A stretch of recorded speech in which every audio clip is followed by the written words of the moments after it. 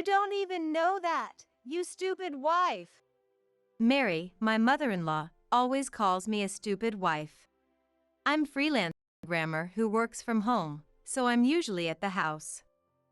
But Mary constantly summons me at her own convenience. Chores at Mary's house, weeding the garden, shopping, carrying bags, being her personal chauffeur. None of these tasks are urgent. It seems she just wants to order me around as she pleases. When we visited her house to announce our engagement, she and my father-in-law John welcomed us so warmly. I thought I wanted to become closer with them, so I decided to live near her place.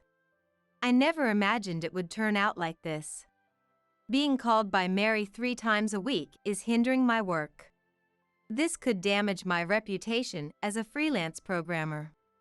So, after discussing it with my husband Ethan, I got him to agree that after driving her for shopping one last time, I wouldn't have to deal with her anymore. If I can just endure this one last time, I'll be free from this hardship. That's the only reason I've been doing everything she tells me to, but... Oh, ouch! Ouch! When I arrived at Mary's house after finishing the shopping, I found her sitting on the ground next to the car. She keeps saying ouch, with no indication of standing up. It seems like she's injured herself somehow. Hey, stupid wife! Call an ambulance! Even in this situation, it disgusts me how she calls me stupid wife. No matter what, this woman only knows how to curse at me with foul language. If she's going to say that much, should I really act like a stupid wife then? An ambulance, right? Got it.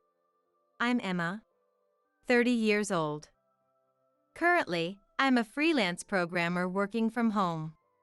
I got married this year and live together with my husband Ethan, who's 4 years older than me. Originally, Ethan and I worked at the same company. He was my senior colleague in charge of training me when I joined as a fresh graduate. I thought he was a kind and reliable senior who patiently taught this clueless newbie how to do the job. But at first, I was so focused on learning and managing the work that I didn't think of him as anything more than that. Once I became capable enough to handle some responsibilities, I got the chance to work on a project together with Ethan as part of the same team. As we spent time together racing toward the same goal, I started to strongly sense his kindness and sincerity. At the party celebrating the completion of that project, the distance between me and him rapidly closed. After dating for about 2 years after that, we got married, which brings us to today. When I got married, I quit my company job and became a freelancer.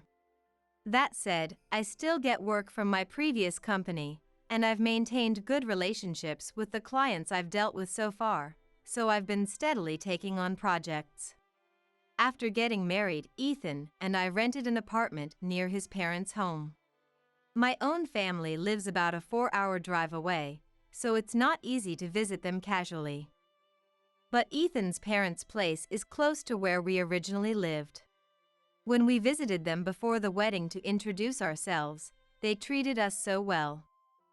I had hoped to become even closer with such kind parents, which is why I decided to live nearby. Plus, in talking with John, I discovered we had some unexpected things in common. It turned out that John knew the person in charge at one of my work clients. I love comedy, and it just so happens that John is a fan of the same comedy duo. John holds a high position at the company he works for, but he always interacts with me in a warm, friendly way. There are ways he resembles Ethan, which makes it easy for me to talk with him. Our conversations often get lively. At times like that, I get the feeling that Mary is giving me a sharp look, but no, I must be imagining it. I do intend to maintain a certain level of discretion in our relationship. Or so I thought. But lately Mary has started contacting me a lot. She asks me to do things like pull weeds in the garden, or go to some supermarket that's having a sale on eggs and bring some to her house too. Mary probably thinks that since I'm at home, I have too much time on my hands. I explained that I work from home, but Mary has always stuck to the old ways of doing things and seems to have trouble grasping the concept of remote work in this day and age. She often says, "You're at home all day, aren't you?" Even though I'm at home, I set work hours just like when I was employed at a company, and during that time I focus intently on getting my work done. If I'm in danger of missing a deadline, I have to work at night too, just like overtime. When multiple projects pile up, it gets hectic. So it's a real problem when she suddenly says things like, "Come pick up some vegetables at my place right now." I've explained many times that I'm working the same as if I were going to an office, and I've declined. But it's as if she's not even listening to what I say. She keeps saying the same things every time, and the frequency of her calls is only increasing. Maybe she's getting desperate because I'm not doing what she tells me to. But I want to do my job properly too. As a freelancer, that's what my reputation hinges on. However, Mary wasn't about to give up so easily. When I refused, she started barging into my home with her tea-drinking friends from the neighborhood in tow. "You never come over, so I brought these to you. Look, I brought all these vegetables. They're wilting a bit since you never come to get them, but you can still eat them, right?" Saying this, she dumps a huge pile of half-rotten vegetables at the entrance and lingers there chatting endlessly with the others. "You say you have work, but isn't taking care of the house also a daughter-in-law's job?" Young people these days just don't understand the importance of maintaining relationships. Not cherishing your mother-in-law is no different from being an ungrateful child. Is this what harassment by a mother-in-law looks like? How frightening. Even if you say you're busy, surely you can spare some time to show your face? What's the point of living so close if you don't even visit? Humph. She must look down on us. Young people these days are so difficult. 4 or 5 neighborhood ladies stand at the entrance of my home with the door wide open, incessantly screeching like this. I don't know what kind of story Mary told her friends, but having my time wasted like this and being spoken ill of so one-sidedly is more than I can bear. If I had to summarize what these ladies are saying, it basically amounts to do as what she says. In other words, if I don't obey her, this scene will keep repeating itself in the future. I guess I have no choice if I want to avoid trouble. Any work I can't finish, I'll just have to take care of late at night. Steeling myself, I decided to go along with Mary's errands to a certain extent. However, I soon came to regret that decision, realizing it may have been a mistake. Being suddenly summoned with a "Come over to my house" became the norm. She would show up at my place saying, "I made some side dishes for you." Then open my fridge without permission, noisily look around my house, and complain. "Make sure to clean properly, it's filthy." I would also get called over to Mary's house and be made to pull weeds in the garden, do dishes, and clean her home. Furthermore, since Mary doesn't have a driver's license, she would constantly call me to bring the car and use me as her personal taxi. The destinations varied, from nearby supermarkets to distant shopping malls. Mary would get in the car and simply state the destination. Of course, there were times it was somewhere I didn't know or had never been before. I would ask where it was located or which direction to head in, but "You don't even know that, you stupid wife." she would just hurl insults like that without actually telling me. Left with no other option, I would look it up myself or input it into the car's GPS. When we went shopping like this, she would always buy massive amounts, and I would be ordered to carry her bags. John probably earns a lot, and with just the two of them, they can likely afford to shop that much. But there are plenty of rather expensive pieces of jewelry and things that make me wonder, do you really need that? I think she probably intends to show off to me too. If you don't have proper things like these, it's clear you have no class. A stupid wife like you wouldn't understand. She says stuff like that to me all the time. Even though she drags me along to shop with her every single time, she's never once said thank you or given me anything. It's not that I want things like that from her, not at all. I just think it's simply harassment towards me, nothing more.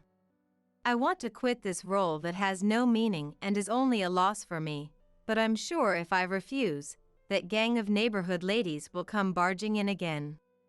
I was struggling to figure out what to do when Ethan, who had just come home from work, said this to me while we were having dinner together. Emma, you've been working a lot lately on weekends and at night too, right? Are you swamped with projects or something? It's because your mom has been ordering me around 3 times a week on weekdays. Huh? I couldn't take it anymore. I must have been tired too. I got irritated, wondering who he thought was to blame. For a while now, she's been telling me to do things like clean the yard and come pick vegetables, you know. Wait, you mean my mom has been telling you to do that? Yeah. Even when I say I can't go because I have work, she won't listen. She brings her lady friends over to our house and they complain loudly, saying things like it's a harassment. Every single time, she jerks me around saying bring the car now, and even makes me carry her bags. I can't get any work done during the day. I told him all about Mary's misdeeds, but Ethan had a doubtful expression. Well, that might be understandable. Because in front of John and Ethan, Mary is the very picture of a good wife, wise mother.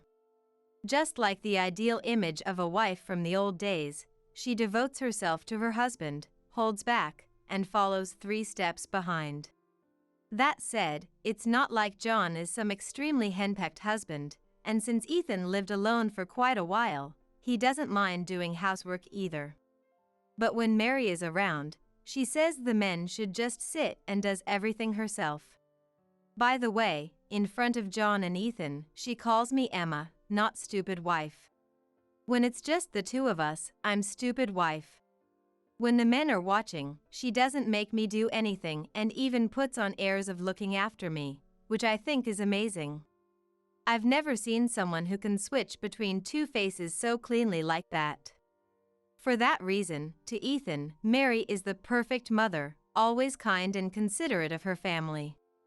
I thought so too at first, which is why I agreed to live near Mary's house like this. But the reality was different. My mother-in-law had an unbelievably dark side. Still, for Ethan, it probably doesn't feel good to hear his own parent bad-mouthed. And more than anything, Ethan seems to like his mother, so I thought it would be better for me not to say anything, but I want Ethan to understand soon too. Mom did all those things. You don't believe it? No, it's not that I don't believe it, but do you think I'm lying? I don't think you lie. Thank goodness. If Ethan had called me a liar here, it would have been grounds for immediate divorce. Hey, can you tell her to stop? Getting called out on weekdays is really tough for me. Huh, you want me to tell my mom that? Yeah. If I say it, she'll just say shut up, stupid wife, and that'll be the end of it. He still has an expression like he can't 100% believe what I'm saying. But he should understand that doubting me in this situation is the real problem. Okay. I'll call her now then. Yes. Please. Maybe Ethan thought that by calling in front of me, if I were lying, I might get flustered. But there's not a single lie in my words, so there's no damage done. Rather, if Mary will quiet down after being scolded by her beloved son, I can easily forgive a small suspicion like that by pretending not to notice. Ethan takes out his smartphone, swiftly operates it with his fingertips, and puts the smartphone to his ear. Oh, hi Mom. Yeah, I'm eating now. pork sauté today and I wanted to ask you something. I can picture Mary getting all excited over a call from her son. Is it true that you're calling Emma 3 times a week and making her do errands? I'm a bit disappointed that he's phrasing the question like that. He's making it seem like he's only asking because I said so. Well, it's actually true, so whatever. I'm sure Mary will say something like it just ended up that way or Emma is so kind that I can't help relying on her. Silly me. Emma has work too, so it's a problem for her to be called out like that. No, she's at home, but she says it's the same as working at a company. I sigh, realizing he just doesn't get it after all. Mary probably wants to say that I should quit my job, hurry up and have kids, and take care of the house. Just like she did. And I think she also wants to loudly declare that I should listen to what she says. I get that it's inconvenient without a car. Maybe Dad can take you on weekends or... Yeah, that's his time off. But you know, Emma isn't on break on weekdays, she's working. Yes, that's it. Go, Ethan. Secure my proper work hours for me. It's not okay even if it's just sometimes, but... Wait a sec. Saying that, Ethan takes the smartphone away from his ear and looks at me. Mom says she wants you to take her to the shopping mall just for tomorrow. But I have a job due for delivery the day after tomorrow. Does she think I can just block off my schedule ahead of time? And what about Ethan, relaying that to me without changing anything? I can hear Mary's shrill voice talking non-stop from the smartphone Ethan is holding. Mary always uses this fawning tone when talking to Ethan and John.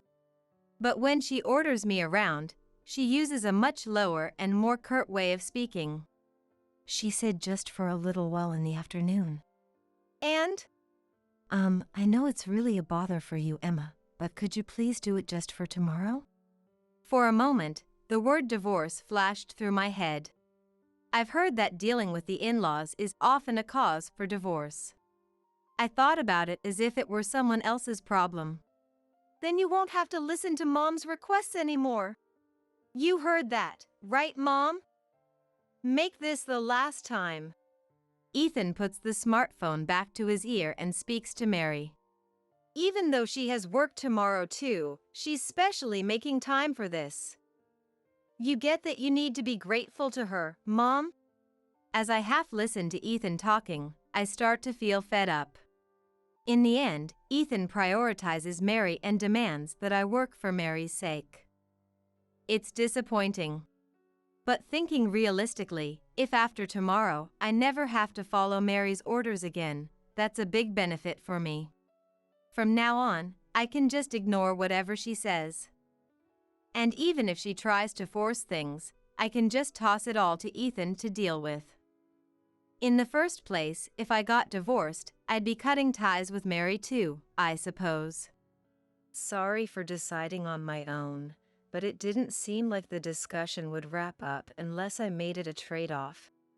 Ethan, apparently finished with the call, places his smartphone on the table and says this. I'm really sorry.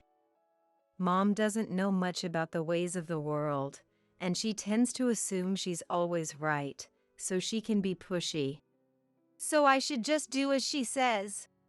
No, that's not it. Unless we make it so we each get one demand met, we won't find a compromise. I've been compromising and pushing myself all this time. Yeah, you're right. I'm sorry. I understand that Ethan probably couldn't really believe Mary was in the wrong either, but he trusted what I said and talked to Mary for me. I also get that using a trade-off to settle the negotiation can be effective. Still, it feels unreasonable.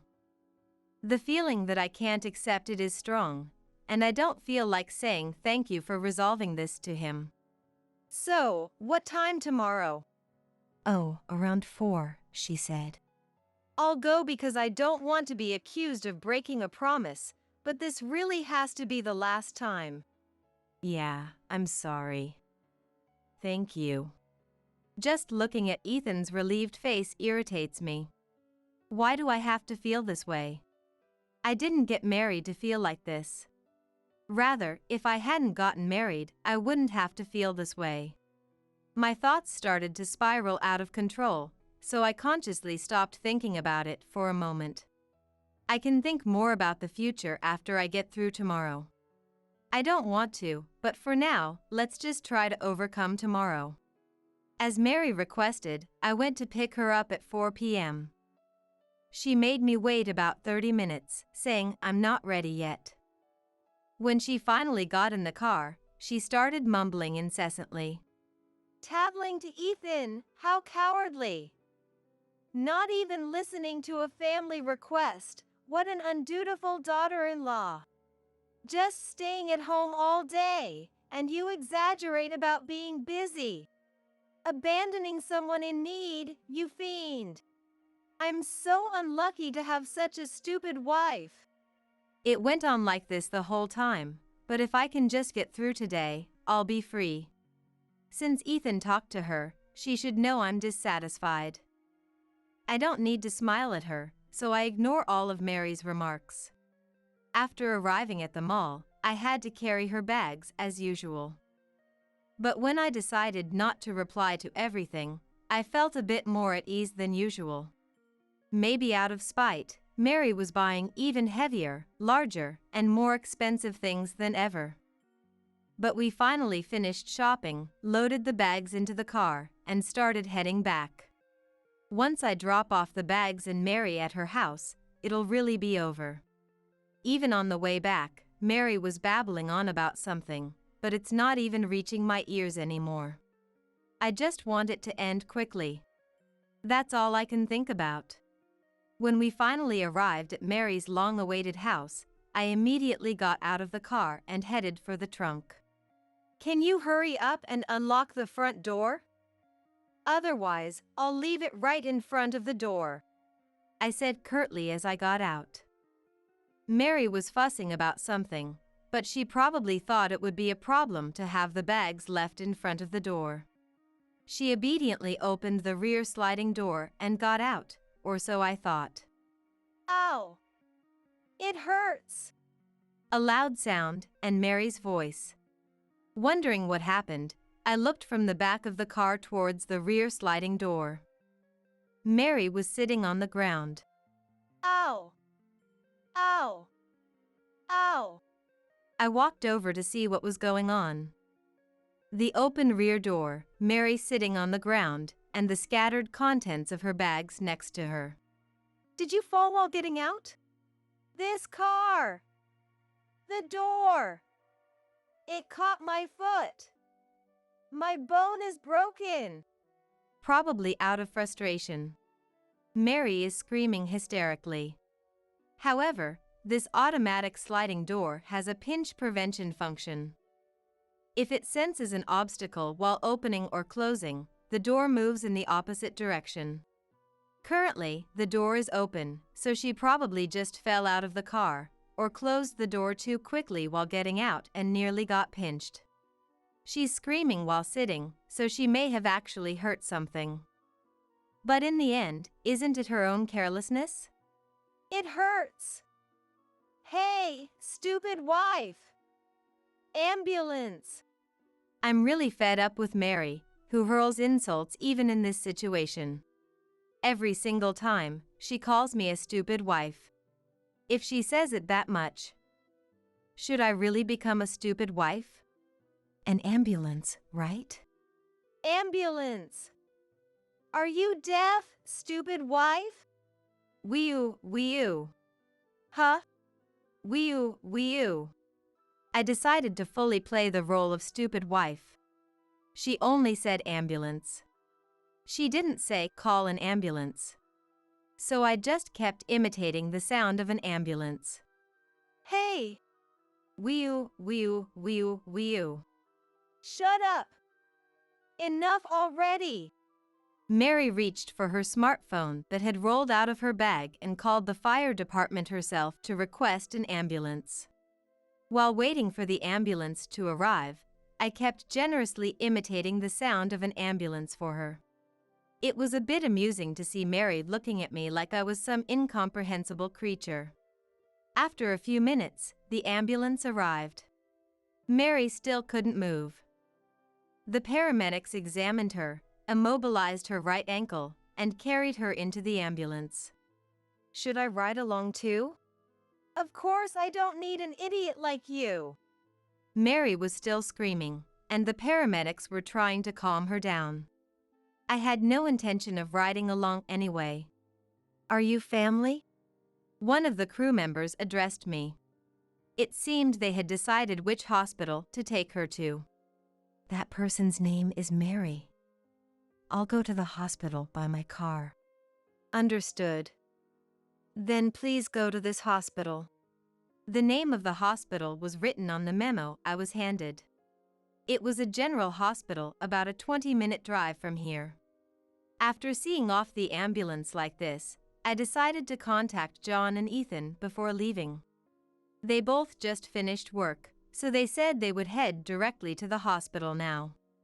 It was close to the company where John works, and for Ethan, he could get off at the station on his way home from work and be there right away. I guess we'll talk when everyone's here. I muttered to myself and got into the car. When I arrived at the hospital and entered the treatment room where the staff directed me, Mary with her right ankle firmly immobilized, John, and Ethan were all there. How horrible! You pinned my leg with the door. As soon as she saw my face, Mary, sitting on the treatment bed with her leg stretched out, started screaming. But with John and Ethan there, her vigor was less than half the usual. Excuse me? It's broken. Take responsibility. I had predicted it would come to this, but I never thought she would bring it up even in front of John and Ethan. Does she seriously believe the claim that I caused Mary's injury will hold up? I looked over at Ethan, and after a big sigh, he opened his mouth. She says it's fractured. Apparently, she twisted her ankle with all her weight on it. My leg got caught in the door. That woman did it. It's your fault I have a fracture. Mom, you got hurt because you twisted your own ankle, right? As Ethan is speaking, his mother butts in, screaming hysterically. If she twisted it, that must mean she failed at getting out of the car and fell, just as I thought. Mary, why are you trying to blame me? It's because you're harassing me. Even if you fell on your own, to say it's harassment from me. Shut up, stupid wife. It's your fault. You're the one to blame. It seems when I'm involved, Mary's true nature comes out. Even though John and Ethan are here, her hidden face is showing. Enough already! John yelled at his wife, who kept screaming. There's no need for Emma to do something like that. Rather, weren't you the one harassing your daughter-in-law? That's not true, dear. That girl, even though she's the daughter-in-law, she never listens to what I say. You, be quiet. Emma, could you tell us what the situation was? It seems John didn't believe his wife's story from the beginning. In that case, perfect. Let's make sure they know everything. Understood. Then, shall we go to the parking lot? I'll explain using the actual car. We asked the nurse in the treatment room to look after Mary, and the three of us headed to the parking lot together. When I saw Mary sitting on the ground, the rear door was open. So either she failed at getting out of the car, or she closed the door too quickly and panicked when it made contact. In any case, she probably didn't stick the landing. I actually opened the rear sliding door of the car to show them. When the door makes contact while closing, it opens back up again like this. It's a safety device installed on automatic sliding doors. I touch the closing sliding door as if pinching my arm in it, and the door's motion stops once, then starts opening again. That's right. If it were an old manual sliding door, that would be one thing, but for it to automatically pinch. She must have fallen while getting out of the car. It's her ankle that's injured, after all. Ethan also says in exasperation. From the looks of it, she was really ordering you around, huh, Emma? Sorry for asking you again today. I have a lot I want to say to Ethan, who's apologizing reservedly, but for now, revealing everything takes priority. If you look at these numerous messages, you'll understand. Far from harassment from me, I was being called so much it was interfering with my work. I open the message screen from Mary on my smartphone. I slowly swipe through, going back through the old messages so John and Ethan, who are peering at my phone, can see. Written there are a slew of abusive words like bring the car, go by that, clean the yard, and stupid wife. This much? For John, it may have been an unexpected, sudden event. He mutters in a dazed manner. Ethan too says nothing with a surprised expression, perhaps because it's his first time seeing it with his own eyes. By the way, I carried her purchases again today, but I didn't have time to unload them from the car, so the things she bought are here. I open the trunk to show the load inside. It's crammed full of bags. Today, there were a lot of particularly large items, and she had bought brand-name goods and jewelry. Got it. Let's head back. John, who had carefully checked the bags, turns back after saying just that. Ethan and I also follow and return to the treatment room where we were before. Where did you get the money to shop that much? As soon as he enters the room, John interrogates Mary. Mary is cowed by his serious expression. A credit card. A card? You used the family card I gave you? Well, there was an ad about a card you can use to withdraw money. I wondered what they were talking about at first, but when I heard ad and card to withdraw money, it clicked. Her father seemed to have realized the same thing. Don't tell me, you borrowed from a card loan. It said I could pay it back little by little. How much did you borrow? No, wait, why would you even? It's probably a considerable sum, I think. Every shopping trip, she was enjoying shopping quite lavishly. I thought John must be making a lot for her to do that, but to think this is what it was. But... Mary stammers in a frightened manner. It was a power move against me, wasn't it? I'm sure Mary herself wasn't thinking about it logically enough to explain it herself. In that case, let me explain it for her. You often said if you don't have good things, it reveals your lack of class. So I think you felt good about flaunting that you could buy things I couldn't afford to buy. And when you told me to take you shopping, your pride wouldn't allow you to not buy anything. At my words, Mary opened her mouth as if to retort something, but no words came out. She just twisted her face in displeasure. In other words, what I'm saying is correct. What the heck were you thinking? John's weak mutter echoes in the treatment room. Mary dropped her shoulders and kept her face down, not uttering a single word. About a month after her injury, Mary became able to walk. After that, I heard she started working at a factory with a company-provided housing facility. Regarding her debt, John apparently demanded that she work to pay back the amount in exchange for him consolidating it and repaying it in full. He said it was a job opportunity he found through a connection of an acquaintance, and the plan was for her to live in the housing facility and repay John from her salary, excluding necessary expenses. If she refused, she'd have to repay it on her own. Furthermore, when he said he would file for damages in divorce, she complied. John said he would make her live in the housing facility the whole time until the repayment was completed, however long that took. He hopes she'll have a change of heart while working like that, but if it's impossible, he's decided to divorce her. Who knows what will happen when she finishes repaying and comes back. For now, she occasionally calls to complain to Ethan, so I don't have much hope. Ethan tries to reason with her and sometimes doesn't even answer the phone, but for her, who has never properly worked before, it seems to be causing considerable stress. She just constantly grumbles. It's hard. I'm tired. I don't want to feel this way. I hate this and that. As for my relationship with Ethan, which at one point I seriously considered divorcing. After returning home from the hospital, he gave me a deep apology.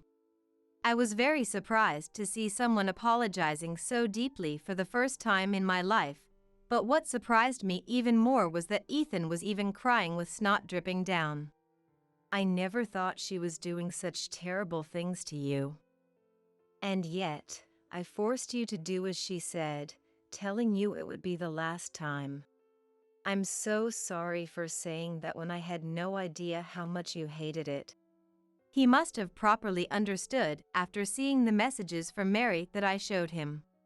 It seemed to be tears overflowing with emotions like guilt, remorse, and empathy for me. Yes, he is a kind person, full of empathy and compassion. So much so that he doesn't hesitate to admit his faults and offer a deep apology while showing his tearful face like this. I remembered that I fell in love with him because he's this kind of person. It did hurt when you said things that seemed to take her side. I'm sorry. I'm truly sorry. I feel clear about it now, so it's okay. Emma. I'm sorry. Thank you. I'm so sorry. In a sense, we both had a valuable experience through this. I want to make use of it and deepen our bond once again. 2 years have passed since then, and we are now living as a family of 3 in a new place. Ethan was transferred after that, and we moved. I became a freelancer in anticipation of this. In this new place, I got pregnant, gave birth, and am currently in the midst of child rearing. My parents came to help out after the birth. I haven't been able to meet John in person yet, but when I talked to him over a video call while showing him the baby, the corners of his eyes drooped. Incidentally, Mary apparently still hasn't been able to come back. I plan to resume work soon. At first, I intend to keep the workload light while seeing how it goes, but balancing work and childcare will surely be tough. Even so, I want to live fulfilling days while cooperating with Ethan. Engaging in physical intimacy here feels great, doesn't it? Yeah. But Mary really is oblivious, isn't she? Totally. To think she hasn't realized what's going on between her husband and her sister. Laughter from the two of them followed. I stood in front of the room, fists clenched. I wanted to burst in and confront them, both naked. While I was thinking this, my sister Emma's voice gradually faded. It gradually turned into a whisper between them, and before long, her sweet voice echoed. I had reached my limit of patience. What are you doing in my bed? A rage I couldn't vocalize rose within me, and I quietly left the area to avoid making noise. Maybe I am dense. But I had a hunch about my husband's infidelity. I was afraid to acknowledge that he was cheating, so I did nothing. But being presented with undeniable proof woke me up. They shouldn't be forgiven. If I ran away now, it would stay this way forever. I didn't want to be looked down upon by anyone anymore. I decided to take revenge on them for myself. Thinking this, I quietly entered the living room. My name is Mary. I'm 27 and a preschool teacher. It's a tough job, but I've always dreamed of doing it and don't plan to quit. However, my husband Tom wants me to quit my job. The reason being, it's embarrassing, apparently. Since I'm earning, there's no need for you to work. He works at a food processing company owned by my father. He's a university graduate and a rising star in the company. Yet, he's embarrassed that his wife works and fears being mocked by his college friends. That seems to be his thought. Ironically, my sister Emma has said the same thing. But in her case, it felt more derogatory. Clumsy working as a preschool teacher? That's laughable. You better quit soon. Complaints from my husband and condescension from my sister. That's my daily life now. But being looked down upon by Emma isn't new. Emma, with her elegant features like our mother, has always looked down on me, who is average looking. You really have nothing going for you. Below average in looks, and not a hint of dexterity. That's not true. What? Don't you dare talk back to me. Just listen quietly to what I have to say. How many times we've had this conversation. And similar things were said by those around us. Emma is beautiful like Mom. You two don't look much alike, do they? That's what I'd always hear, wherever I went. While it's true that she has elegant features, it's not like I'm unattractive. I just take after our father. I wanted to retort that, but my inability to speak well prevented me from doing so. In the end, she was always the one everyone doted on. Even my mother favored Emma, who resembled her. There's a clear incident that shows this. It happened when I was in elementary school. One holiday, while Dad was out at the convenience store, Mom said to Emma, "Emma, shall we go buy some clothes?" Really? Yay! Emma was thrilled. I hesitated for a moment, hoping, but when Mom looked at me, she said with a cold gaze, "You don't need clothes, do you, Mary?" I averted my gaze hesitantly. Then, Mom looked at me sharply. You don't need them, right? Yes. Oh, that's too bad. Since Mary doesn't need any, we'll go just the two of us. And so, Mom left with Emma, leaving me to stay home alone. Soon after, Dad came home. Surprised, he asked why I was alone. Mom and Emma went to buy clothes. I nearly burst into tears. Seeing my state, Dad immediately understood. He had probably sensed that Mom favored Emma. Dad confronted Mom when she returned. And Mom began to cry and make excuses. Mary said she didn't need any. She was just being considerate. You should know that. I don't understand what you are talking about, Mom retorted sharply. Dad was disappointed with her attitude. Mary, next time, let's go out together, okay? Yeah. Since that day, Dad has always been more attentive towards me. However, Mom's attitude remained unchanged. She always favored Emma. Honestly, I had given up. But it seemed my father hadn't. One day, he brought a woman home. She was a relative named Kate. Kate was supposed to live alone as she entered college, but our relatives were worried, so my father took her in. Nice to meet you, Mary. Yeah. The idea was, with a relative in the house, my mother couldn't ignore me as easily. I later found out that was my father's intention. With Kate's arrival, my mother and Emma's attitudes visibly changed. Whenever Emma made a snide remark to me, Kate would scold her. Emma, it's not nice to say that to Mary. That's... You're a good girl, Emma, you understand, right? Emma would sulk at her words. She was displeased but seemed unable to voice her complaints directly. My mother was the same. She was pointed out whenever something happened. For example, when my mother prepared snacks only for Emma, Kate said, "Oh, snacks just for her?" No. Mary's is coming up next, right? My mother grimaced at Kate's words. She couldn't say there wasn't any for me. If she did, it might get back to my father through Kate.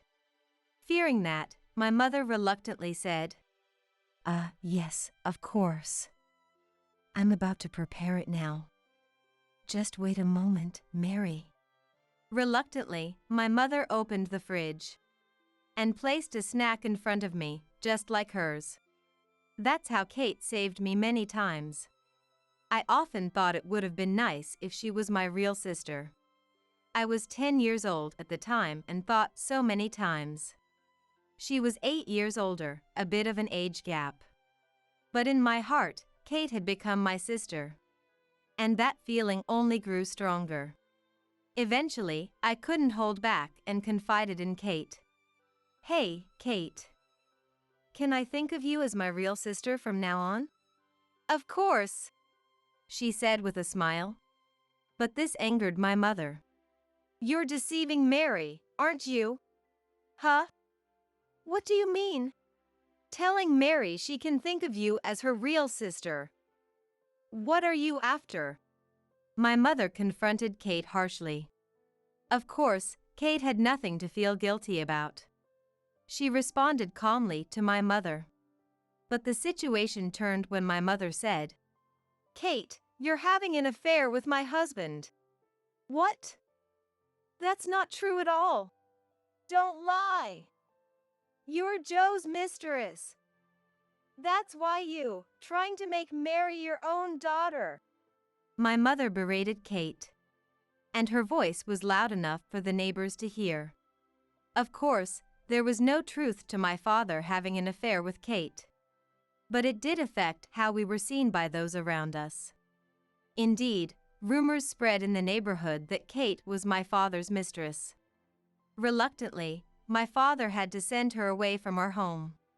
Once Kate left, everything quickly went back to how it was. But there was one change. My parents' relationship worsened. "Bringing a mistress into our home is the lowest of the low. I've told you many times, Kate is. She's a relative, right? I'm tired of that excuse." My mother turned away. My father seemed at a loss. With her gone, the hostility towards me intensified. Unable to bear it, I decided to leave home as soon as I graduated high school. After that, I worked part-time jobs while attending community college and then obtained my preschool teaching certificate. Even after becoming a preschool teacher, I continued to stay away from home. Going home meant facing snide remarks from my mother and Emma. I was concerned about my family's company. But with Emma there, it shouldn't be a problem. Feeling bad for my father, I told him this over the phone. He simply said he understood. It seemed he understood my feelings. Relieved, I devoted myself to my job as a preschool teacher. Years passed, and then one day, I received a call from my father. "Mary, do you have someone you're thinking of marrying?" "What's this all of a sudden, Dad?" "Well, actually." My father's story went like this. Not long ago, he went for an annual physical examination. Though he wasn't found to have any illness, a relative who went with him was diagnosed with something. That's when my father thought about the need for a successor for his company. The company needs a successor. My father's company was started by my grandfather. Furthermore, it grew to its current size with the help of relatives. However, it's not a family business. It's just that it has been supported by relatives. Meaning, if something happens to my father, someone must take over the company. Naturally, there are options for a capable person to become the president, but my father wants his own child to inherit it. So, marriage, huh? Emma can't be trusted, but how about you, Mary? With one of our capable employees? My father's voice sounded unusually serious. He seems quite concerned about the annual physical examination. Then I'll just meet him, that's all. Okay, then the schedule is. It seemed my father had already decided on a schedule. Eventually, I agreed to meet someone from the company as my father suggested.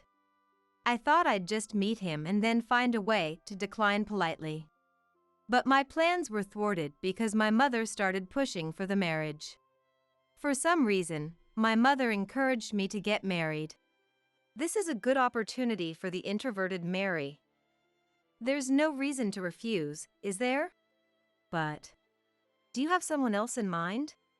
I had no choice but to remain silent at my mother's questioning. Unable to refuse, I ended up dating him. I'm sorry. My mom is quite pushy. No, I'm more than happy to be with a beauty like you, said Tom, the man I was introduced to, with a smile. I returned a forced smile. He's kind, and according to my father, he's a fast-rising star in the company. I'm not sure, but is this what marriage is like? People around me always praised Emma, so I was hardly ever complimented myself. But he called me beautiful. Even if it was just flattery, I might not meet someone like him again in the future. So, I thought maybe I could marry him. And I married Tom. We started living together at my parents' house, as my father wished. I didn't like it, but Emma was living alone. I only had to endure my mother. So, I thought. But I soon regretted my naive judgment. As soon as we got married, Tom's attitude changed drastically. Quit your job as a preschool teacher. Why? I love my job. I'm going to succeed and become the president. It's embarrassing for the wife of a future president to work. His tone was gentle, but what he said was quite harsh. Don't work like a poor person. Act like a wealthy one. I felt like I could see through Tom's unspoken feelings. My affection for him quickly cooled. Within a few years, I felt nothing for him. That's why our marriage was full of misunderstandings. Now, we just think of each other as roommates. Even though we're only technically a married couple, I can't let Tom do as he pleases. On the other hand, if he's cheating somewhere, I wish he would just do it. If I could catch him cheating, I could end this relationship immediately. But thinking this way might mean I've completely lost any affection for him. Even though I think this, I'm afraid to make it clear. I was caught between these conflicting feelings. In fact, he would sneak out occasionally. If I investigated his behavior, I'm sure I'd catch him. Yet, I did nothing. On a certain holiday, I decided to go out in the morning to buy things for the child care center's play. I'll be back by the evening. What about your dad and mom? Dad's working on his day off. Mom went out shopping with a friend. I was sure because I saw them off. When I said that, he nodded reluctantly. So, it's just me then. That's right. Take care of the house, please. Yeah. Tom said reluctantly, scratching his head as he went back to his room. I left the house, wondering if it was okay. I headed to the nearby dollar store. First, I filled my basket with the necessary items while looking at the notes on my smartphone. After I finished shopping, I casually put my hand in my pocket. That's when I realized. The wallet that was supposed to be there was missing. Wait, my wallet? Did I drop it? I stopped myself as I realized. I had left it on the living room table. Thinking I made a mistake, I put the items back and hurried home. As I unlocked the front door, strange voices could be heard from inside. It seemed like a woman's voice. Wait. The only one home should be Tom, right? I headed towards the source of the voices. It was our bedroom. Why from the bedroom? I wondered as the woman's voice became clearer. Mary isn't coming back until the evening? I immediately covered my mouth, realizing it was Emma's voice. Tom's voice followed. She went to buy things for the play. Then we have until the evening to enjoy ourselves. If you look closely, you'll see that the door is slightly open. Peering through the slightly ajar door, I saw Emma and Tom inside. The two of them were on the bed, not wearing any clothes. Tom and Emma were having an affair. As I came to that realization, he said, Engaging in physical intimacy here is quite something, isn't it? Indeed. But Mary is really oblivious, isn't she? Absolutely. She still hasn't realized what's going on between her husband and her sister. Their laughter followed. I stood in front of the room, fists clenched. I wanted to burst in and confront them, both naked. As I thought this, Emma's voice gradually faded. It turned into whispers, and soon her sweet voice filled the air. I had reached my limit of patience. What are you doing in my bed? A rage I couldn't vocalize rose within me. And I quietly left the area to avoid making noise. Maybe I am dense, but I had a hunch about his infidelity. I was afraid to acknowledge he was cheating, so I did nothing. But being presented with undeniable proof woke me up. Tom and the detestable Emma shouldn't be forgiven. If I ran away now, it would stay this way forever. I didn't want to be looked down upon by anyone anymore. I decided to take revenge on them for myself. Thinking this, I quietly entered the living room. The family computer was in the living room. I really wanted to use my own computer. But my computer was in the bedroom. Since Tom and Emma were there, I couldn't go inside. I can do at least this much, I murmured as I took the webcam in my hand. With it, I went up to the bedroom door and pointed the camera inside through the gap, then hurried back to the living room. I turned on the computer and connected it to the webcam wirelessly. At the same time, I sent a message to someone. Then, like a web conference, I streamed the camera footage to that person. Can you see it? I asked using the computer's microphone. An immediate response came back. I can see it, perfectly. The reply came from Kate. Yes, I had contacted her. After Kate left the house, I felt quite lonely and depressed. Seeing this, my father set up a computer so I could keep in touch with her. Since then, I frequently communicated with her. It was like having a web conference, as my father put it. In any case, connecting with her was easy. Emma and Tom are in the midst of an affair. Kate, can I live stream this? Of course. I'll record it for you, too. Kate had graduated from university and worked in computer-related fields. She mentioned something about IoT solutions. This kind of task was easy for her. How much time had passed? Suddenly, there was a loud noise. Ouch! What's this? What happened?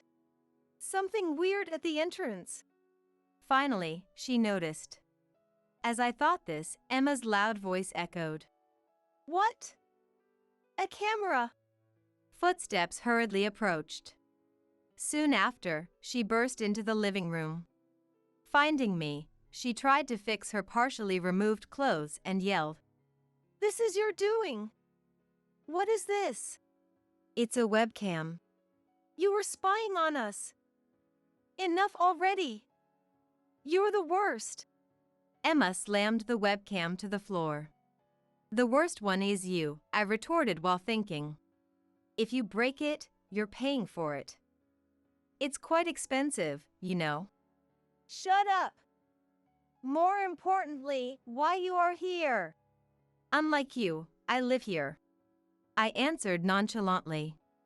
But Emma seemed infuriated by my attitude. That's not what I mean. You know that. She raised her voice. I replied indifferently. I just answered your question. But you're prepared, aren't you? Eh? Why are you acting all high and mighty? Emma screamed, and finally, Tom showed up. He looked at Emma and smirked nastily. You were here. Mary, did you finish shopping? Not yet. I had to go back for my wallet, and when I did, I caught you two engaging in physical intimacy. Peeking, huh? Nice hobby. I can't see the humor in this situation. That's why I said to him, Think it's funny? You do realize what happens if you cheat, right? Nothing will happen. "No one's going to listen to you anyway," Tom said with a scoff. Why do you think that? Because Emma is here, and so is your mom. They're on our side. I see. That's how it is. But this time, we have evidence. So, no matter what Mom says, it can't be overturned. Thinking this, I quietly stood up and declared to Tom, Tom, I'm divorcing you.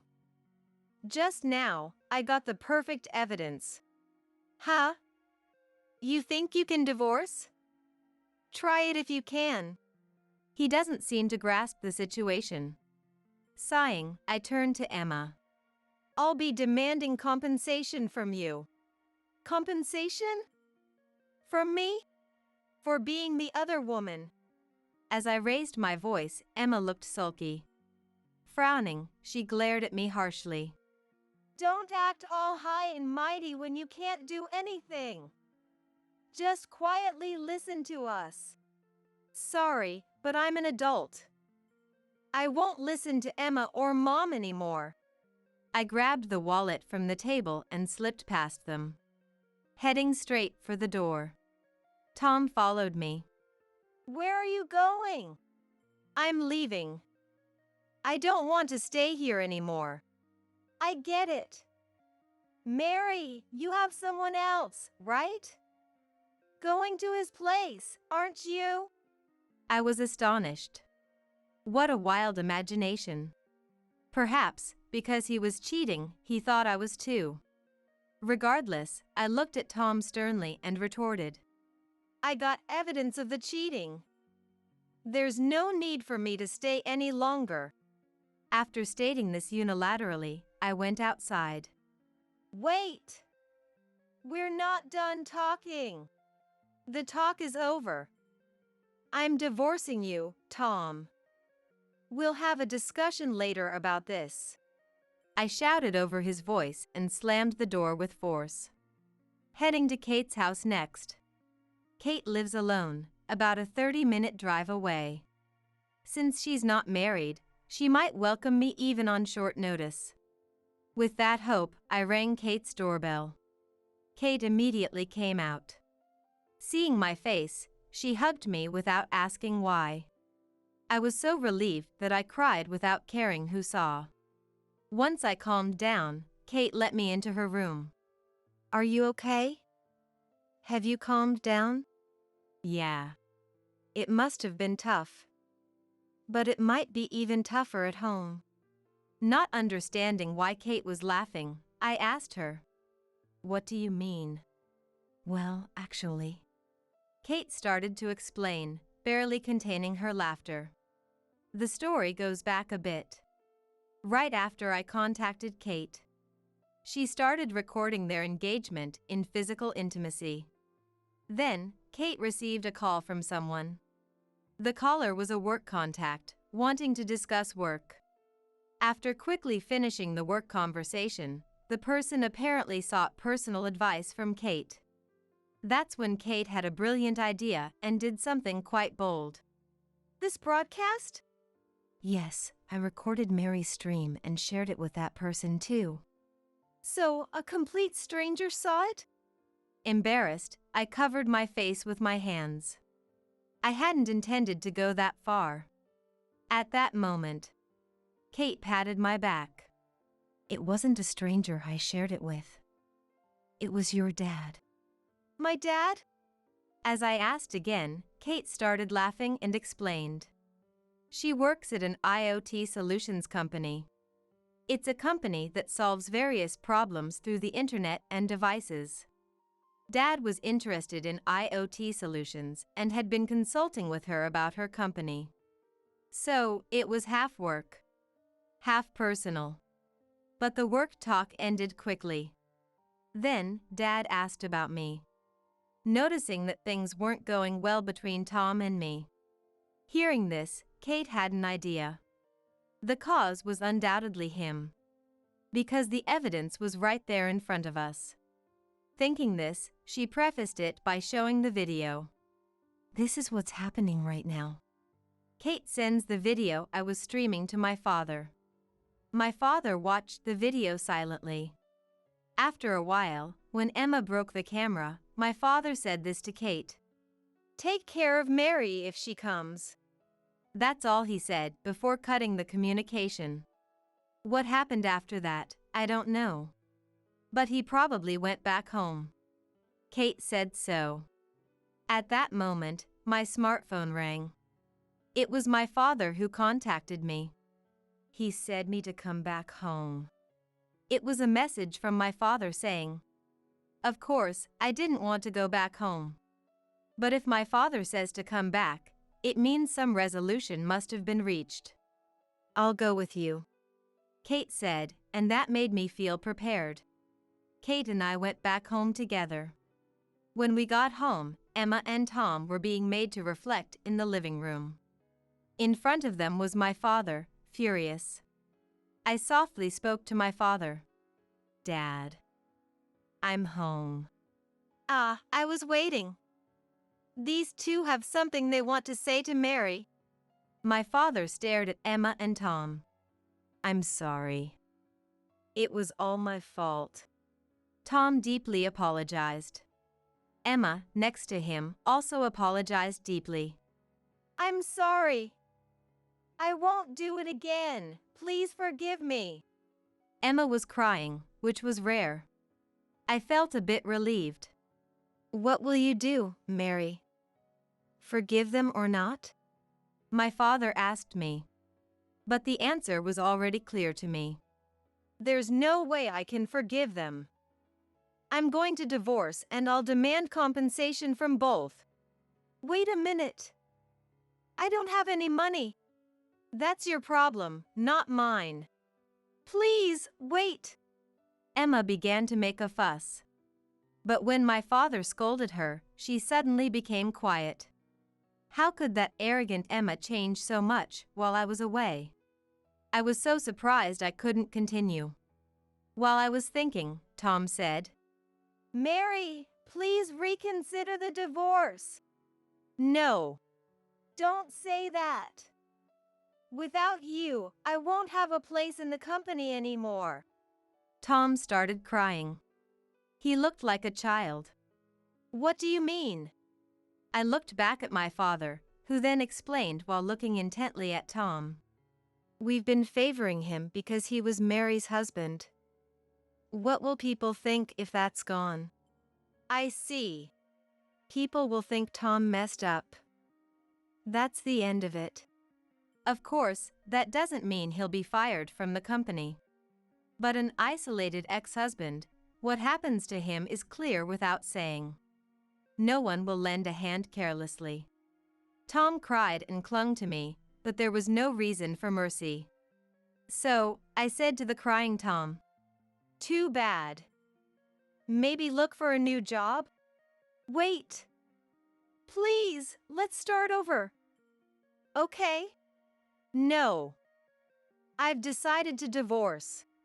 I shook off his clinging hand. The moment I did, he collapsed on the spot. After that, the video of engaging in physical intimacy became the deciding factor, and Tom and I officially divorced. Of course, with clear evidence, I could demand a hefty compensation. I also demanded compensation from Emma. She resisted, but she was powerless in front of that evidence. Most of the process was left to the lawyer. Because I had preparations for a childcare center's play and daily work. Working was actually more distracting. I was prepared for some disputes, but the divorce went surprisingly smoothly. Maybe it was thanks to the lawyer. I felt relieved. Then, one day, a parent named Ben approached me at pickup time. Mary, can I have a moment? What is it? Recently, I've been seeing a strange person around the childcare center. It seems there's someone watching the childcare center. Other parents are scared too. It's better for the child care center to take action before any harm comes to the children. That's what he told me. I was just surprised. I didn't know. What does the person look like? Like a suspicious man. Before things get worse, I thought we should take measures. So, I immediately consulted with the principal.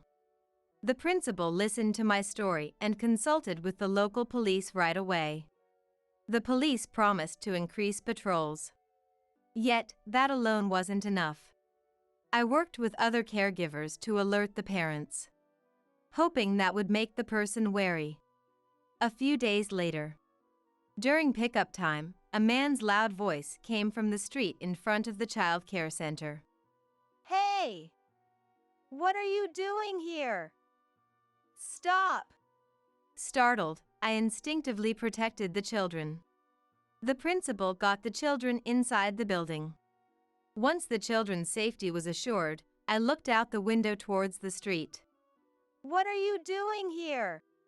The loud voice was Ben's. He seemed to have come to pick up a child. In front of him was a person wearing a black hood, looking suspicious, holding a camera. The appearance was dubious, maybe a pervert. The principal must have thought the same and had called the police. At that moment, the man retorted to Ben. Not really. Hearing that voice, I was struck with realization. That voice. Tom? Thinking so, I strained my eyes to look at the person under the hood. A glimpse of the face visible through the hood gap was clearly Tom. Why is he here? By the time I thought that, I had already rushed out. Noticing me, Ben moved to shield me. At that moment, the hooded person shouted, So you were cheating after all? Is he the one? The hooded person, Tom, was raising his voice at me. Ben was dumbfounded by the situation. Then he quietly asked me, Do you know this person? Astonished that he was the suspicious person. Momentarily deflated, Tom raised his voice again. That man is your affair partner. Tom was pointing at Ben. I retorted in disbelief. What are you talking about? This person is a parent of a child who attends the child care center. Don't lie. I heard it from your mom. Mary, you're having an affair with a parent, aren't you? In front of me, he started to rant unilaterally. It was right after the divorce. Desperate to reconcile, Tom had consulted my mother. Then she told him, I was having an affair with a parent of a child attending the child care center. Finding that affair partner would reconcile the two of us. Their affair was just an act. She convinced him that way and promised. I was dumbfounded by how such a story came about and couldn't say anything. Then, a loud siren sounded, and several police cars arrived. What's this? Just stay calm. Ben caught Tom as he tried to flee in panic. Tom struggled and shouted, Let go! Mary, do you know this person? Ben asked again. I shook my head and answered, Ben, you're a police officer, right? Please take this suspicious person away. With a cold statement, he was surprised.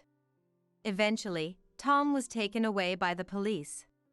Later, I heard he was released after receiving a warning from the police. Whether he was truly all right after that is debatable. In fact, many children started crying when he was found. Naturally, no parent would forgive this. Indeed, one parent filed a complaint against him for traumatizing their child. Whether compensation was awarded is uncertain. But it certainly added insult to injury for Tom. Seeing the situation gravely, my father fired him. He even ordered that part of the severance pay be used to compensate the parents. He could not ignore his father's command. Everything was recorded on video. Some of it was even broadcast on a video site. In the end, he had no choice but to ask for the video's removal as a condition for reconciliation. Tom, now jobless, seems to be living by working part-time jobs at night. The mother who incited Tom had a huge fight with my father. It seems she wanted to help Emma. Learning this, my father was furious. And then he said to her, "Why do you always antagonize Mary? I can't stand this anymore. We're getting a divorce." Thus, my mother was kicked out of the house. Losing a place to go, she ended up crashing at Emma's room. But she had just quit her job because of the rumors at work about being sued for compensation due to the affair. Naturally, Emma tried to kick her out immediately. However, she wouldn't be ousted easily, because Kate had spread the story of the divorce among the relatives. Seen as the bad woman who only doted on one daughter. Among the relatives, that was my mother's reputation. And Emma, too, was labeled as the worst woman for stealing her sister's husband. With no relatives to turn to, the two had to support each other. Eventually, they decided to support each other with part-time janitorial jobs and moved into a small apartment together, so I heard. As for me, I continued working as a childcare worker. The incident with Tom had caused trouble at my workplace. Initially, I intended to quit. But I was persuaded to stay by the parents. That's why I'm still working as a childcare worker. Thinking about remarriage or dating is out of the question for now. But if a good opportunity arises, I might consider it seriously. "Mary, are you having any troubles?" No, rather I'm sorry for the inconvenience the other day. "If you ever have any troubles, I'm always here to listen. I'm single and have plenty of time." When he said that, I felt a little happy. Maybe this is what love is, but that's a secret for now. Finally, the nuisance is gone. From today, we're living with my parents at my house. Matthew's words hung in the air as I stood dumbfounded in front of our demolished family home, right after my parents had passed away. "What are you talking about? Have you lost your mind too? Hurry up and bring the inheritance over to my place." I couldn't help but burst into laughter at his words. I see. So that's what this was about. "What? Why are you laughing? You guys don't know?" Know what? As I laughed, Matthew and the in-laws looked at me quizzically. It was then that I decided to tell them the truth. My name is Madison. I was born the eldest daughter in a family of ordinary full-time working parents. I have one older brother. A perfectly normal family. At 29, I married my husband Matthew, and we had 2 children. Juggling work and child-rearing, before I knew it, I was already 55. Our son, Kenneth, and our daughter, Amelia, had grown up and become respectable members of society. They were both living on their own, struggling with their new careers. Now it was time for Matthew and me to enjoy some peace. It was a plain life, but a happy one. I had always thought we would continue to age together like this. But then, one winter day, everything changed. Dad was in a traffic accident and passed away suddenly. He was only 72 at the time. Our family was engulfed in sorrow, especially since Dad had been so healthy. Mom was particularly devastated, hardly able to eat. "Mom, I know you're sad, but you have to eat." I kept telling Mom this over and over. "I know, but I just don't have an appetite. It feels like there's a lump in my chest." My brother and I thought Mom was just going through a rough emotional patch, so we watched her for a while. But then, Mom's weight started to drop rapidly in just half a month. Worried, I decided to take her to the hospital. "What? Cancer?" I was stunned when the doctor diagnosed Mom with cancer. It was advanced and inoperable, and she only had about a year left. I hadn't been able to do enough for my parents yet. Just when I thought we had only lost Dad, now Mom was going through this. I was even more devastated than when Dad passed away. But there was no time to stay sad forever. My brother lived far away and couldn't be relied upon. So, it was up to me to help Mom. I immediately told Matthew that I wanted to live with Mom. I couldn't leave Mom alone, both emotionally and physically, in her illness. But Matthew's reaction was not what I expected. What? We just finished the funeral, and now I have to deal with your parents again? Matthew said this with a sigh, sounding annoyed. You don't have to say it like that. Isn't it enough to just drive her to and from the hospital? Why do we have to live together? I think she'll feel lonely. If it's not okay, maybe I can live at my parents' house for a while? I suggested. Then, Matthew said indignantly. What? And who's going to take care of my meals then? I'll come over to cook, of course. What about cleaning? Laundry? Who's going to do all that? I was rendered speechless. I intended to do what I could, but I couldn't handle everything as usual. His pointed remarks hurt. I couldn't argue back if someone said that my desire to help and nurse Mom was just my selfishness. I knew Mom would probably hesitate and insist that everything should stay the same. But I desperately wanted to show my filial piety. Fine, but I'm not helping with anything, understand? Matthew grudgingly said this to me, who was silent. Although his attitude was arrogant, he had ultimately given in. I'm sorry, and thank you. Even though I thought he was being quite terrible, he had agreed to my request. I held back my desire to retort and expressed my gratitude. Despite the disagreement, Matthew and I started living with Mom at my parents' home. We had been living in company housing provided by Matthew's company. Matthew was an only child. Thomas had expressed a desire to live together, so there were no plans to buy a home, and eventually, we were supposed to live in the in-laws' house. While he was still working, the company housing was more convenient for commuting, and the rent was only about $300 a month, not a significant burden. However, moving to my parents' house eliminated that expense, and the house was more spacious. I think living together wasn't all downsides for Matthew. As he had declared, Matthew didn't help with anything, but I was happy to be able to live with Mom. Mom seemed energetic, but she often felt weak and spent a lot of time lying down during the day. I prepare meals for Mom and make sure she eats them. I also arrange her medication. Doing all this alone would have been impossible for Mom. I'm sorry, Madison. Thank you. It's a big help to have you here. I should thank Matthew too. Mom expressed her gratitude to us many times. I hadn't told her about the harsh words Matthew had said when we decided to live together, so she seemed grateful to him as well. One evening, after Mom had gone to bed and Matthew had come home, I served him dinner and said, "About Mom's treatment." But Matthew glared at me and said, "Don't tell me about it. I don't want to hear it. I told you I'm not helping." And refused to listen. I too wanted to vent or seek advice from someone. All I wanted was for Matthew to just listen. Matthew's attitude didn't change, not after a month, nor after 2. He complained about living with my mother, acting as if he was doing a great favor by agreeing to it. His behavior became increasingly arrogant and dismissive day by day. But I couldn't really say anything in response.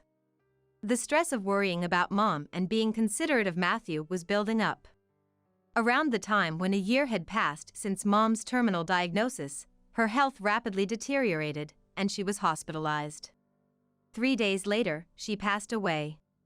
Despite being mentally prepared, I was deeply saddened.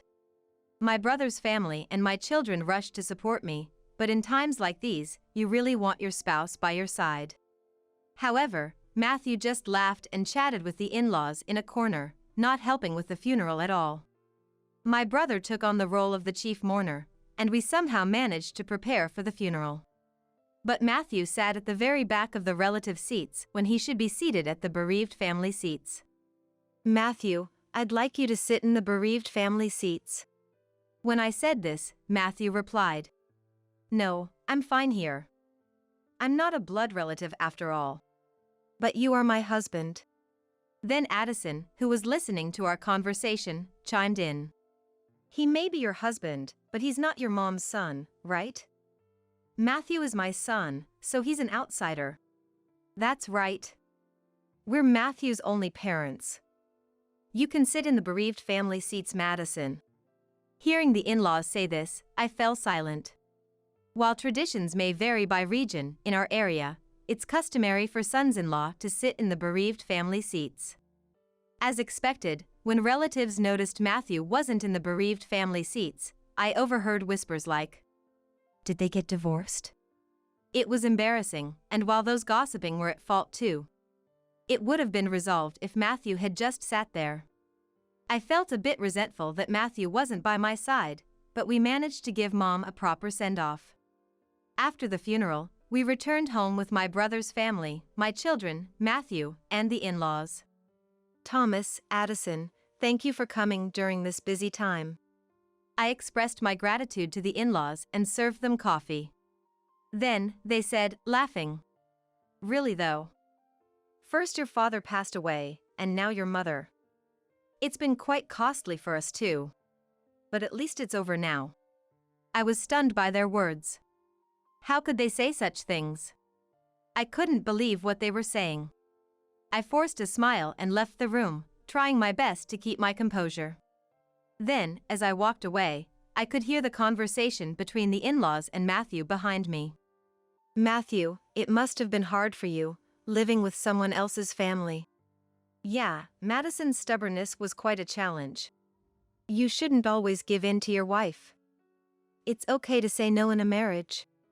I clenched my fist. Their voices, chatting and laughing, filled me with anger and frustration, but this wasn't new. The in-laws had always been insensitive and rude. When I married Matthew, "Couldn't you have found someone more attractive?" "I worry about the grandkids' looks," Addison declared. "They say beauty bores you after 3 days. With Madison, that's unlikely to happen," he said. Matthew laughed at these rude comments. It was a pattern with this family. Something in me snapped. I realized that neither the in-laws nor Matthew had ever said a word of comfort to me, not during Dad's funeral, nor after Mom passed. Instead, they mocked me. Matthew's behavior and attitude as a person started to raise questions in my mind. I thought I had been too considerate towards Matthew when all I wanted was to do something for Mom. If Matthew had been supportive towards me, it would be one thing. But he wasn't, and there was absolutely no reason for me to feel so guilty towards him. My growing anger was overshadowed by the ongoing laughter and chit-chat of the in-laws and Matthew in the background. If my brother's family or the kids had overheard them, they would have been upset, but luckily, they were all in the kitchen. I was the only one who heard their conversation since I was in a different room, which was a relief. As I was contemplating all this, Addison's voice once again reached my ears. "Madison." "Yes?" I turned to respond. "Can I take this?" Addison was holding Mom's handbag. I was perplexed, not understanding what was meant by that. Addison responded to me, saying, "Your mom can't use it anymore, right? Matthew said it's okay to take it." Addison was examining the bag as if appraising it. It was so disrespectful, especially right after the funeral. I took the bag away. "No, you can't." "Huh?" Her expression changed, showing not just anger about having the bag taken away, but also that I, her daughter-in-law, had dared to stand up to her. Despite the intensity of her expression, I stood my ground and responded with equal determination. "We're not ready to go through Mom's belongings yet. We'll divide her things among family members later." Addison was furious. "What? Are you saying I'm an outsider? Didn't you just say at the funeral that even Matthew was an outsider? How does that make you family?" I couldn't help but retort. Hearing my words, Matthew and Thomas also turned red. "What are you saying? Apologize to Mom. How rude for a wife to say such things." Hearing the commotion, everyone else came from the other room. "After all the effort we put in, attending the funeral and cremation, to be called an outsider. Let's go, Thomas. Addison yelled at me in front of everyone and left our house. Matthew, too, angrily left with the in-laws. What happened? Did you really say they were outsiders to Mom? Everyone, having heard only Addison's words, said that to me. Indeed, if only that part of the conversation was considered, it might sound like I was the one being unreasonable. However, I explained the entire situation to everyone. Not a single person blamed me. Grandma and Grandpa should have been more considerate. Dad's just the same. They've always been like that. My kids stood by me, but I couldn't forgive those three. Matthew didn't come home for a while. And I didn't contact him. I felt it wasn't right for me to apologize, and I wasn't ready to forgive. However, I knew I couldn't stay like this forever. One day, as I was pondering this, Matthew came home. Welcome back. Seeing his face reignited my anger, but I suppressed it and greeted Matthew. Then, Matthew said, It's been tough, hasn't it? His awkward attempt at consolation surprised me. Take the kids on a trip. It'll be a good change of pace. He handed me travel vouchers. I was speechless. And tears welled up. Maybe the kids had influenced him. But I was happy he went along with it. I immediately contacted my children to plan the trip. Dad did? That's unusual. They were surprised by my suggestion. It seemed to be genuinely from Matthew. I wonder if Dad feels sorry, I said, smiling. And so, I gratefully accepted the trip offered by Matthew. I'll be going then. Sure. Take it easy. Why not stay at the kids' places while you're at it? Really? I can't be away that long. It's fine. I'll relax at my parents' house, so don't worry about me. Matthew said this as he saw me off. Amelia was happy to have me visit, so before the trip, I went to Amelia's and then Kenneth's place. Since I hadn't been able to visit them while caring for Mom, I helped them a bit with household chores, like preparing some meals for them to freeze. Mom, you're not really resting, are you? But it's a big help. Thank you. Both of them were delighted to have my home-cooked meals. This was all thanks to Matthew's suggestion. Then came the long-awaited trip. I spent a relaxing time with my children at our destination. It seemed to heal the fatigue from caregiving and the sorrow of losing my parents. Although I was away for almost a week, both children returned to their homes with bright smiles. It was fun. We should thank Dad once in a while. Yeah, once in a while. But I wonder if he's up to something? Amelia said this with a joking tone. Don't say that. Dad thought about it in his own way. I laughed along with them. I planned to return home and share all these memories with Matthew, looking forward to a happy life together as a couple. But when I arrived home, I was speechless. What's going on? Where's the house? I looked around in disbelief, confirming my location. Despite being in a familiar place, my parents' house was gone. Then, Matthew appeared out of nowhere. The in-laws were behind him. They were wearing smug smiles, while I could only stand there. Matthew, what's happening? I asked Matthew, bewildered. Matthew, with a similarly unsettling smile as the in-laws, said, Finally, the nuisance is gone. Now, it's time to live with my parents at my house. What are you talking about? I replied calmly to Matthew's arrogant statement. Then, Matthew continued. Have you lost your mind too? Your family home has been demolished. Hurry up and bring your inheritance to my place. Whatever you inherited is ours now. I realized then. The reason our house was gone was Matthew's doing, and it was all for the inheritance. Despite having thought about the future on my way home, what a betrayal it was. I was overwhelmed with frustration and sadness. But even if they went to the lengths of demolishing the house, they wouldn't get their way. I wouldn't let them. I burst into laughter at the faces of the three, who were still sporting their smug smiles. My laughter seemed to confuse Thomas and Matthew, leaving them looking bewildered. What? Why are you laughing? What a weird woman. Has she gone crazy?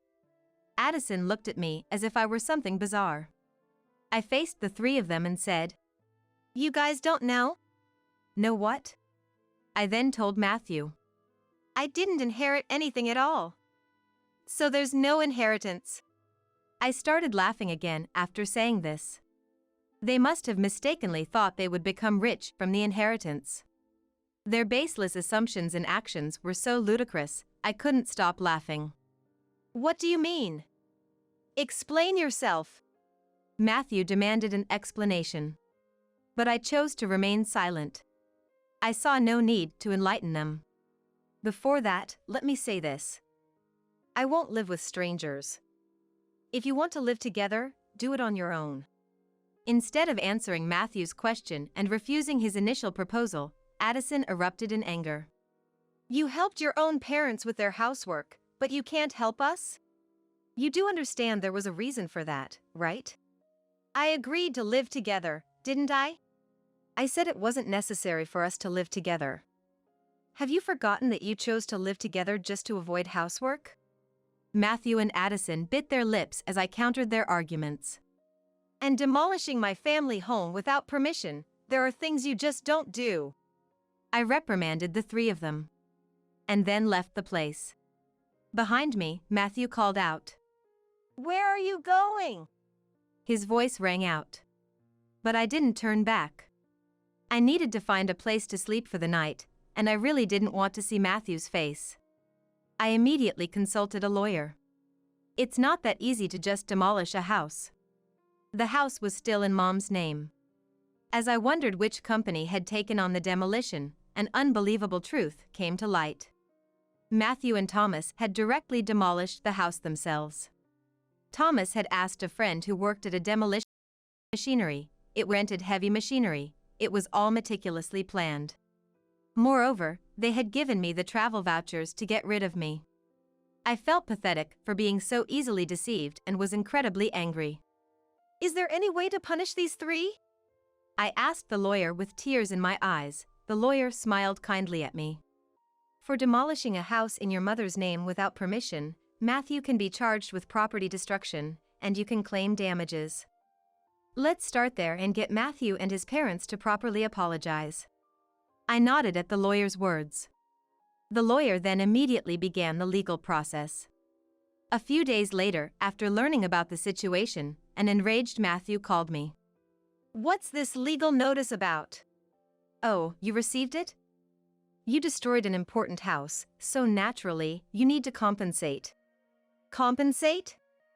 We told you we were moving into our family home. We demolished a house nobody was going to live in. Instead of compensation, you should be thanking us. Now, bring whatever inheritance you have and come back home. Matthew arrogantly retorted. Thank you for demolishing my house without permission? Don't make me laugh. And as for bringing the inheritance, there's none to bring since I didn't inherit anything. I shouted back at him over the phone. Matthew remained silent. It seemed he was startled by my raised voice, something unusual for me who rarely shouts. The reason I laughed when the house was demolished was precisely this. I had spent a year living with Mom. It was obvious we would have discussed inheritance. I had said to Mom, I don't need anything. Give it all to my brother. So, my brother inherited everything, including the cash and securities. Instead, he had offered me the house, saying he lived far away and couldn't manage it. If I wasn't going to live there, it could be rented out. And so, I was supposed to inherit the house. Either you and Thomas restore the family home to its original state, or pay the amount specified in the notice. This amount! I'm being generous by offering a settlement. If you can't pay, I'll file a complaint and sue you. I spoke firmly. Sorry.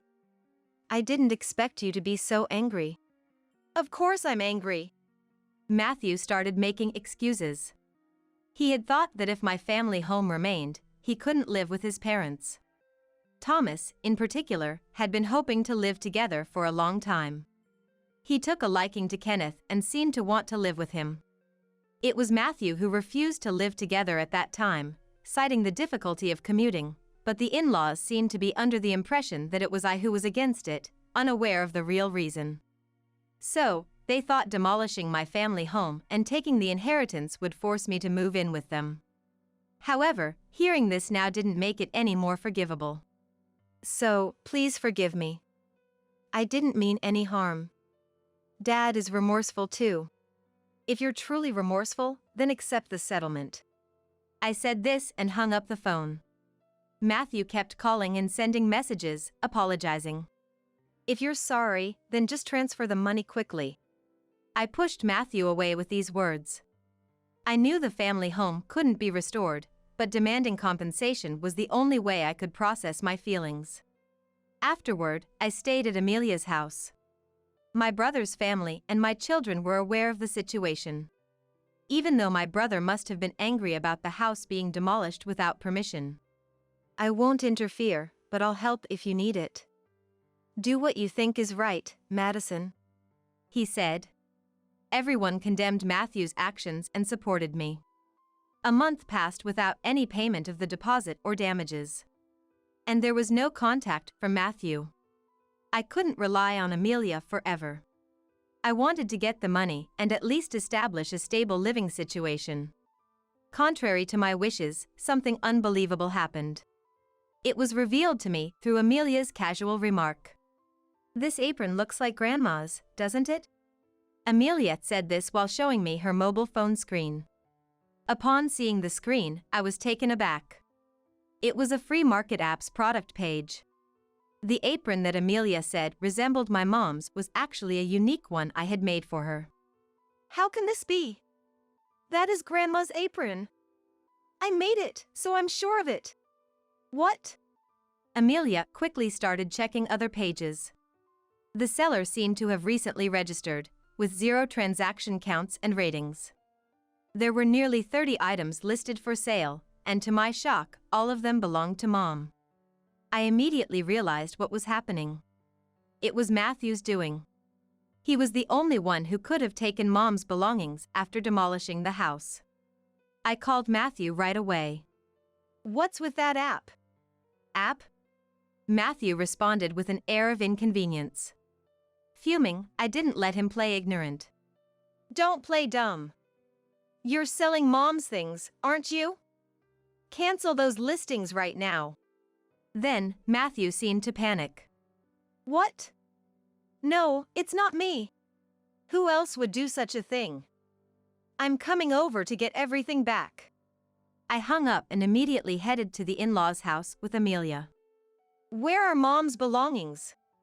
As soon as we arrived at the in-laws' house, I called out for Matthew. We were met at the entrance. I don't know anything about it. Dad, tell the truth. Amelia backed me up, confronting Matthew. He looked troubled. As we were talking, the in-laws noticed our presence and came out. Oh, Amelia, you're here? Addison seemed pleased to see Amelia. But Amelia, visibly angry, confronted her. Grandma, tell Dad to be honest. Honest about what? It seems Dad is selling Grandma's stuff that was left when she passed away. At Amelia's words, Addison laughed. Matthew, looking troubled, furrowed his brow and repeated. It's really not me. Then, Addison said loudly. Matthew is selling them? That's impossible. But. Because I'm the one selling them. I felt as if the blood had drained from my face at her words. Matthew must have known. He looked at Addison with an expression that screamed trouble. Even as Amelia stood there in shock, Addison seemed cheerful. What did you say? It's quite a lot of work, you know? I have to pack things carefully and take good photos for the listings. Addison talked about the app as if it were an enjoyable hobby, seemingly oblivious to the fact she was selling stolen items. Had to restrain myself from lashing out at her. Cancel the listings. Those items aren't yours to sell. Amelia, now red-faced and teary, pleaded with Addison. But Addison looked displeased. What's the big deal? I've found a fun hobby. I use what I can and sell what I can't for a little pocket money. It's good for preventing dementia. Besides, I'm the only grandma left.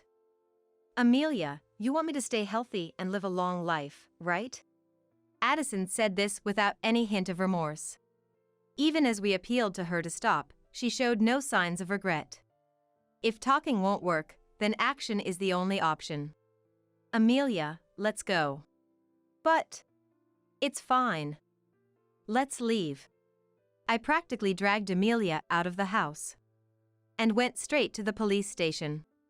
Although I hadn't intended to report the demolition of the house, theft was a different matter. I explained to the police that Mom's belongings were stolen and being sold. They acted immediately, and the free market app suspended Addison's account. At least now, no more items could be sold. On the way back from the police station, I called Matthew. I had Addison's account suspended. You knew about this, right? That makes you complicit. No, I've filed a report with the police. I expect you to cooperate with the investigation. Matthew became frantic at my words. But we're family. Please withdraw it. Family? You still haven't paid for the damage you caused to my house, and I don't see any signs of remorse. Matthew was troubled by my angry retort. However, I wasn't heartless. Despite everything with the in-laws, there was a history with Matthew that couldn't be ignored.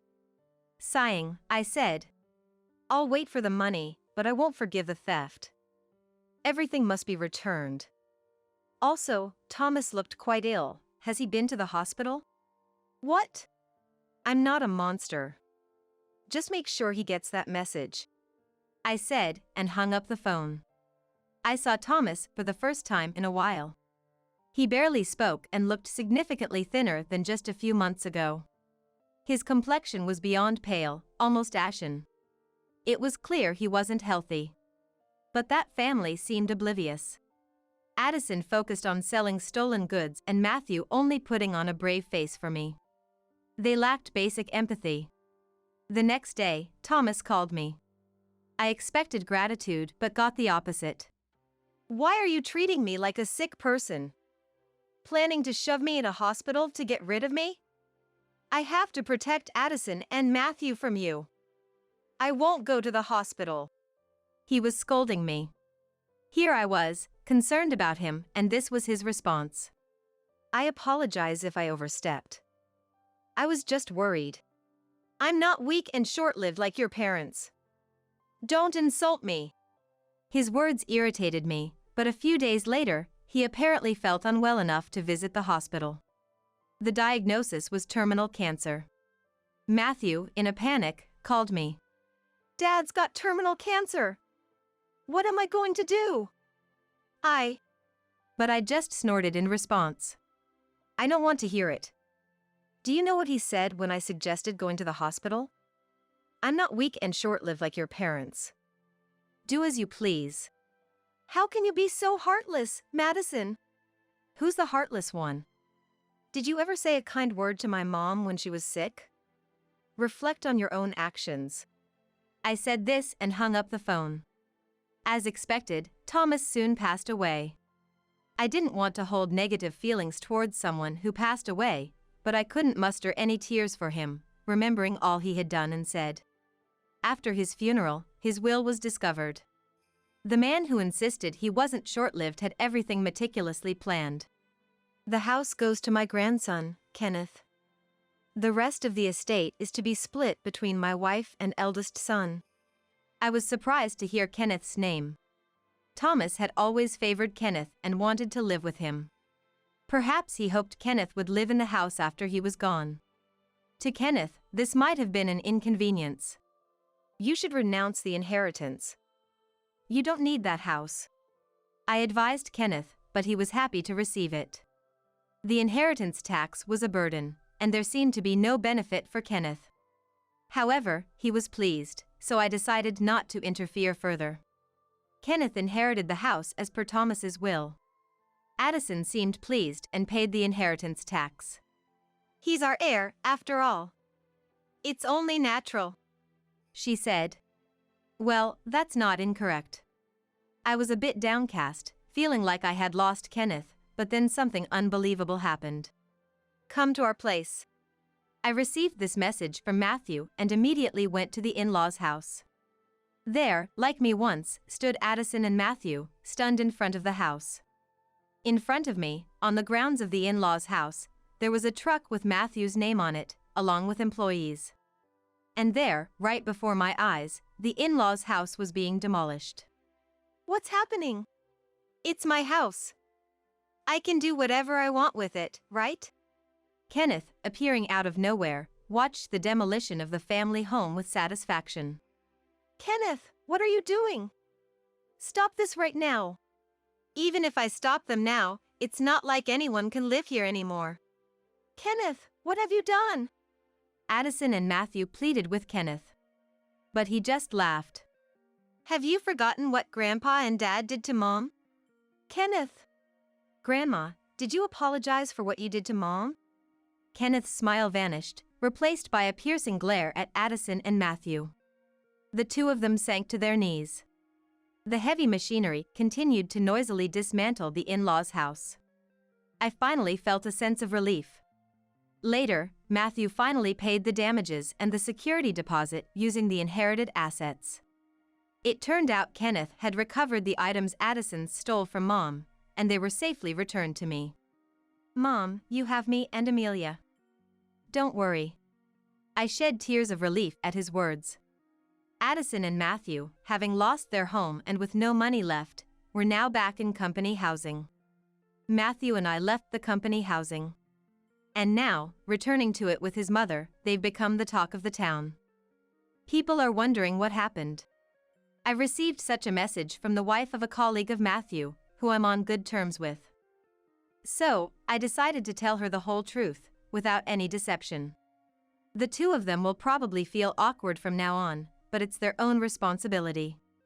Furthermore, after Matthew's resignation, the two, having lost their place to live, are now forced to economize in preparation for their new home. Occasionally, I'm considering asking my friends about how the two are faring, just for some conversation. Meanwhile, I continued to stay at Amelia's house, but then Kenneth decided to get married. He plans to build a new home. The land where the in-laws' house stood sold for a good price, which was unexpectedly beneficial. Mom, come live with us. Furthermore, Kenneth said that to me.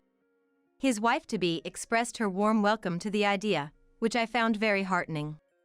Since I couldn't stay with Amelia forever, I gratefully accepted his offer. Determined not to end up like Addison, I look forward to living happily with my new family. I can't trust you to take care of Mom anymore. Standing next to Georgie, who said this with a stern expression, Sophia is nodding over and over with a smug smile. I, too, think it's better if we live with Georgie and his wife. So, I want you to move out as soon as possible. Hearing those words, I felt my heart go cold. Anger bubbled up within me towards Sophia, who had always ordered me around, and towards Georgie and his wife, who had never lifted a finger to help. Seeing me like this, Georgie looked down on me with displeasure. What's with that look? A disgrace who can't even properly care for Mom acting all high and mighty. My name is Olivia. I'm 32 years old and work for a major IT company. I live at my parents' house with my father, Kevin, and my mother, Sophia, both 62 years old. I have a very good relationship with Kevin, who has a solid personality.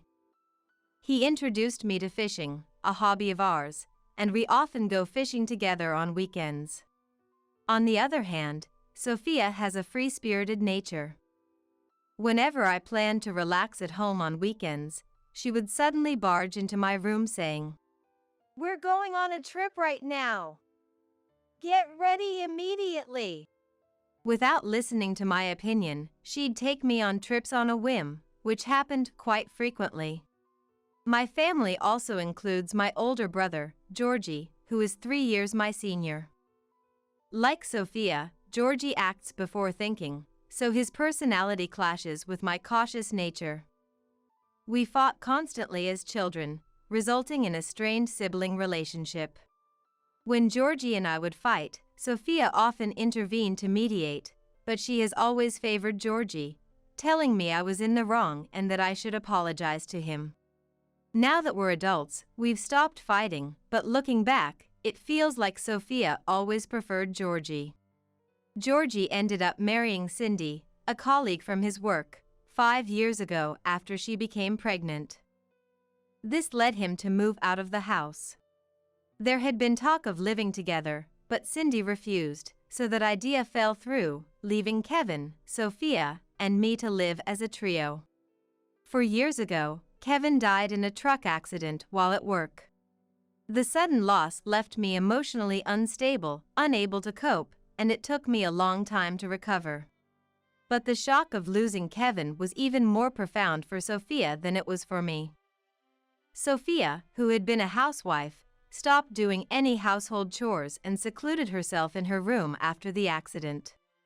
Then, misfortune continued when Sophia misstepped on the house's stairs, tumbling down and suffering severe injuries.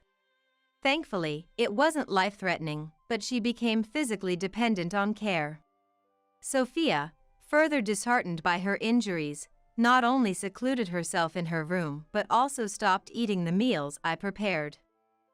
When I saw her after a long time, she had become emaciated.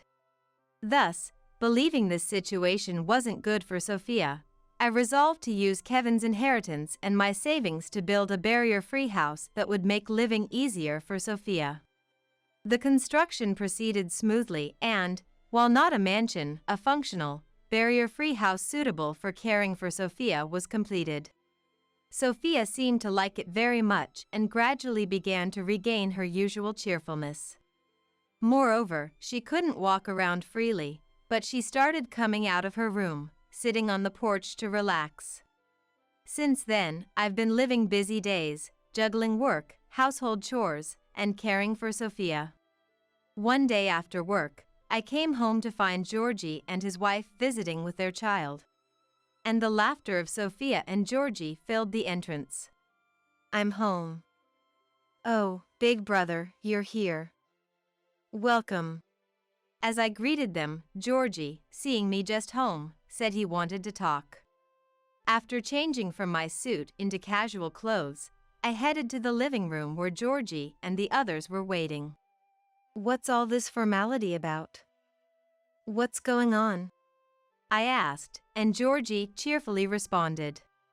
We were just discussing, and we've decided to live with Mom. So, Olivia, you need to leave this house.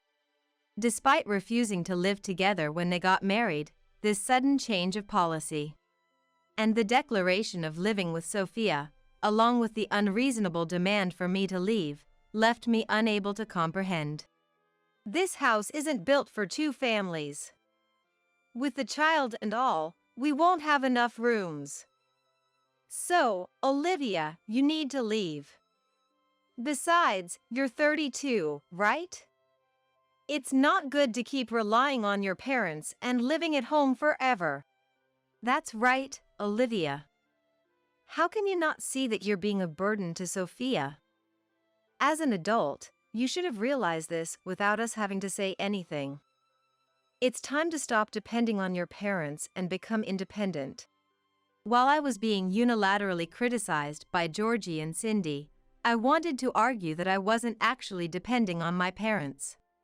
To be honest, I've always wanted to live with Georgie and the rest. He's our precious eldest son, after all. And Olivia, you've always been so cautious and slow. It's been frustrating to watch. Plus, I could never tell what you were thinking, which was creepy. Sophia suddenly came out with her desire to live with Georgie and their family and revealed what she really thought of me.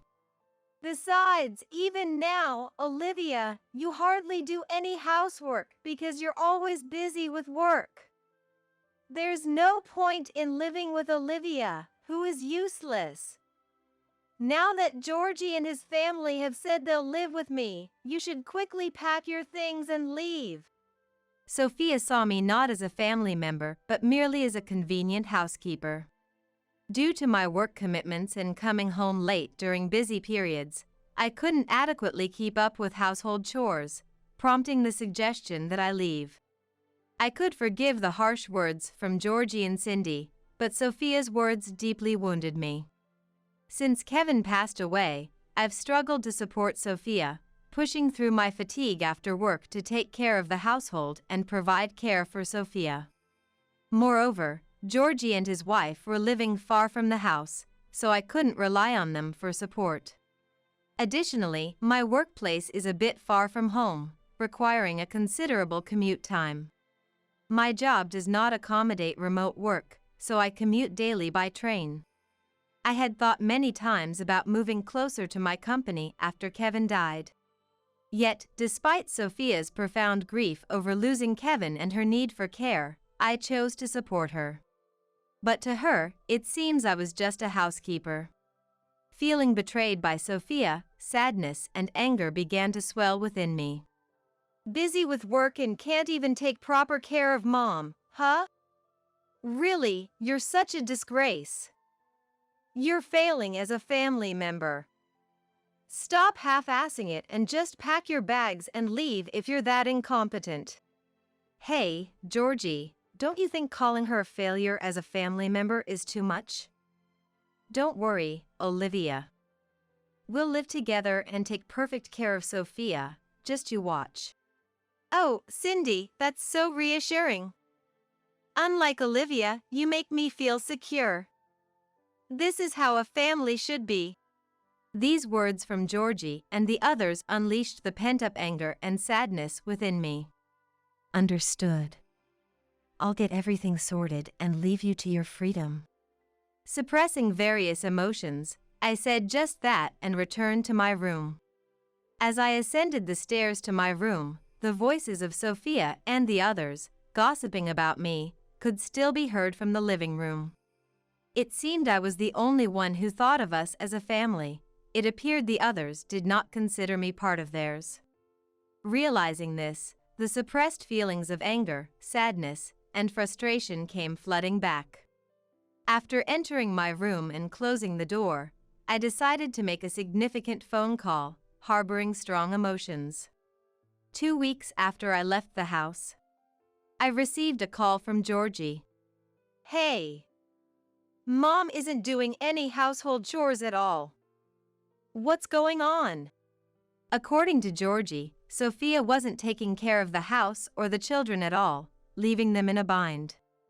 I had assumed this would be the case since Sophia hadn't been doing chores even when I was living there, but it seems Cindy had different expectations. It turns out Cindy had hoped that, despite needing some care, Sophia's condition wasn't serious and that she could handle household chores and look after the grandchildren, allowing Cindy to take it easy.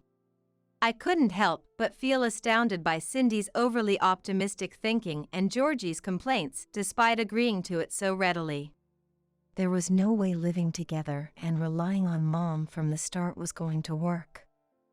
Plus, we knew she needed care all along. What are you complaining about now? I wasn't told she couldn't move around this much. Georgie came up with excuses like a child.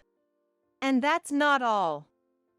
People claiming to be from a real estate and construction company have been showing up, asking to see the house, causing us trouble. They're probably scammers, so we've been ignoring them. But they've been sending letters for a while, showing up at the house, and even calling. It's getting really annoying. Georgie said this in frustration, and I calmly replied, Oh, that's because I hired a professional service. I've sold the house, so you'll need to move out soon. What? Why are you selling Mom's house without permission? It's our house, don't mess around. I ignored Georgie's yelling and explained that Sophia was already informed. Why do you think the house I paid to build is Mom's, let alone yours? I built it, so it's my right to sell it. The buyer wants to demolish it and the surrounding land to build condominiums. They were thrilled to buy it. Why would you do something like that on your own? We're living there right now. Is this how you treat family? Who was it that said to leave because I was useless? Besides, it's my house that I bought, so I can do whatever I want with it. As I countered Georgie, who tended to ignore inconvenient truths, he seemed to run out of arguments. Georgie suddenly changed his tone, pleading with me in a different voice. Please! We were wrong! So, stop selling the house and cancel the demolition. Talk to the company and convince them to stop. I'll even let you live here. We'll make the rent cheap and even do some of the housework. How about that?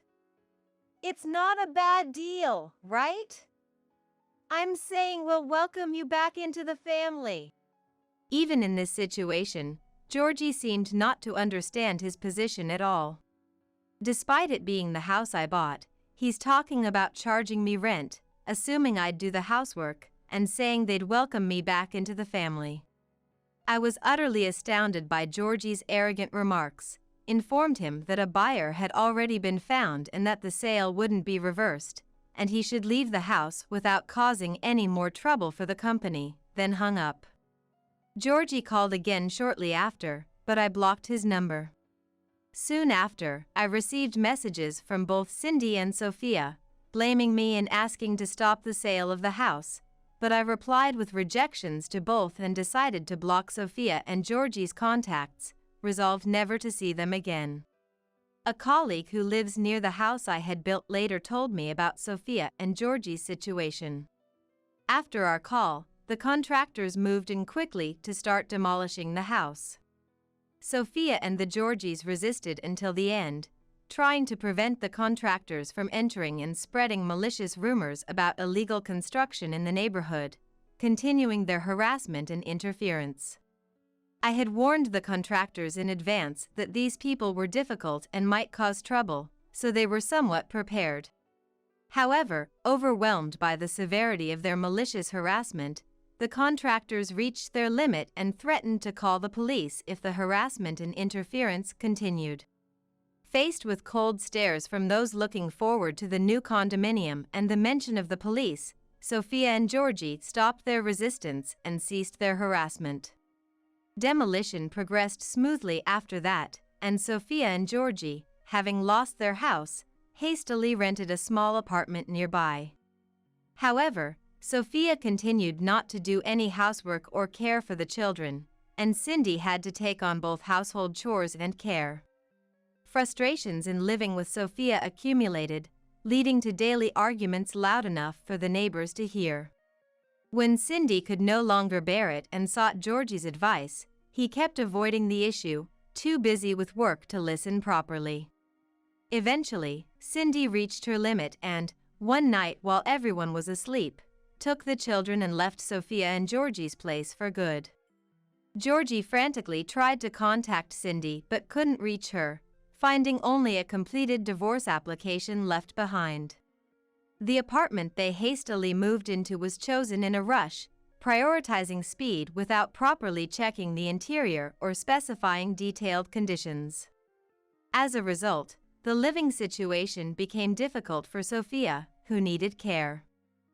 After Cindy left, Sophia reluctantly began to do household chores but couldn't manage everything due to her injuries. Georgie also started doing household chores out of necessity, but having never done them before, the quality was terrible, leading to daily arguments with Sophia. Georgie, having been left by his wife and children and returning home tired from work, faced the stress of unfamiliar chores and caring for Sophia, appearing older than his actual age and becoming isolated at work. Originally, Georgie had an outgoing personality like Sophia's, with many friends and a fulfilling private life, but his mental state deteriorated due to his current lifestyle, leading to harsh behavior. Gradually, he lost friends and was avoided at work, becoming lonely. Moreover, Sophia has been looking for me recently, shouting my name around the house, becoming the talk of the neighborhood, as a colleague mentioned. As for me, I am now living abroad. My boss had always wanted me to go to our overseas branch, but I had declined due to caring for Sophia, who needed assistance. However, after being driven out of the house, I accepted the overseas transfer without hesitation and left for America. Life in a new environment is full of exciting new challenges. And while it requires a different perspective from America, I find it very rewarding. Before leaving America, a colleague who had long harbored feelings for me confessed, and we started dating.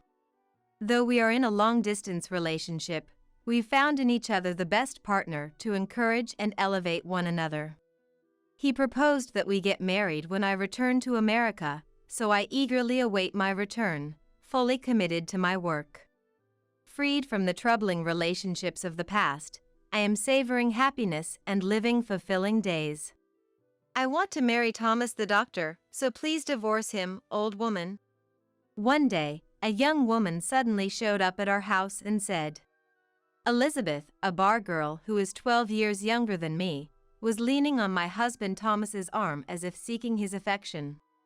Sure, but there's one condition, I said with a smile, looking at both of them. I'll file for divorce right in front of you. So, will you apply for your marriage certificate in front of me? The two, momentarily confused by what was said, accepted with a smug smile. Trying not to burst into laughter, I headed to the family court with them to submit the divorce application. My name is Amelia. I'm 34 years old and work as an internist at a hospital. My husband Thomas, who is the same age, also works at the same hospital. Since we both have night shifts, our days off rarely coincide, and we don't have any children yet. While we used to get comments about grandchildren from my parents and parents-in-law, they've pretty much stopped now.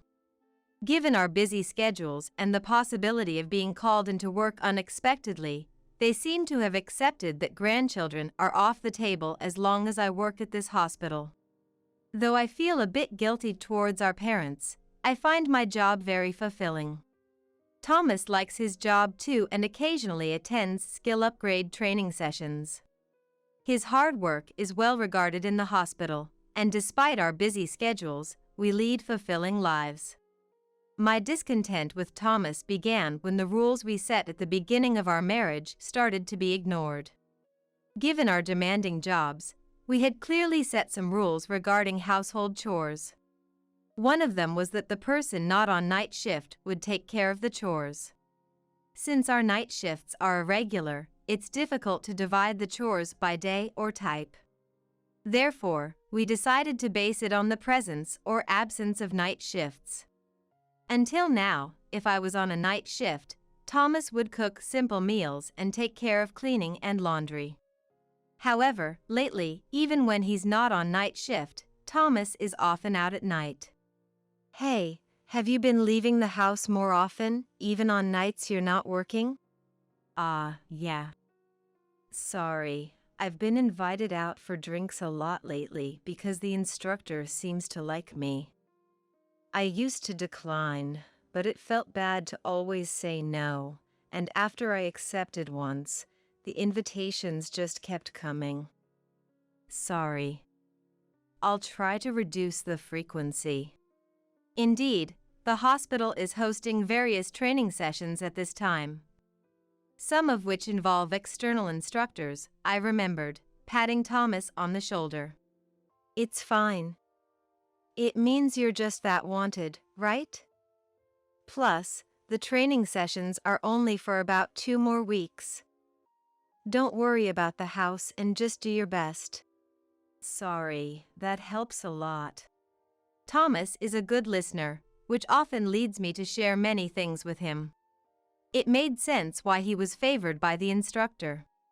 Though Thomas said he would use his own allowance for the drinking parties, at that rate, it would quickly run out. So, I decided to cover the expenses for the next 2 weeks from our living expenses. For the next 2 weeks, Thomas started going out at night whenever there were training sessions. Even after the training ended, the night outings continued. I thought he was busy with night shifts, but Ms. Brown, a veteran janitor, told me that wasn't the case. Thomas hasn't been doing many night shifts lately. We'd prefer to leave it to the men, especially since we have many older staff in our department. It turned out Thomas was going out at night even when he wasn't on night shift. Just when I was about to confront him, my schedule got so hectic that I didn't have the time to question him. By the time my schedule calmed down, I no longer felt like confronting Thomas. All I wanted was to come home and sleep in my bed. Exhausted, when I returned home after a night shift, there was an unfamiliar woman's umbrella at our house. I'm home. Thomas, do we have a guest? Welcome back. Sorry for the suddenness, but there's something we need to talk about. As I walked into the living room, I saw Thomas sitting on the sofa, with an unknown woman next to him. The woman, who looked like a college student, was snuggling up to Thomas. Can I leave my bag here? Yeah, that's fine. But I hope you can make it quick. The atmosphere clearly indicated it wasn't a good conversation, so I sighed and went to leave my belongings in the room.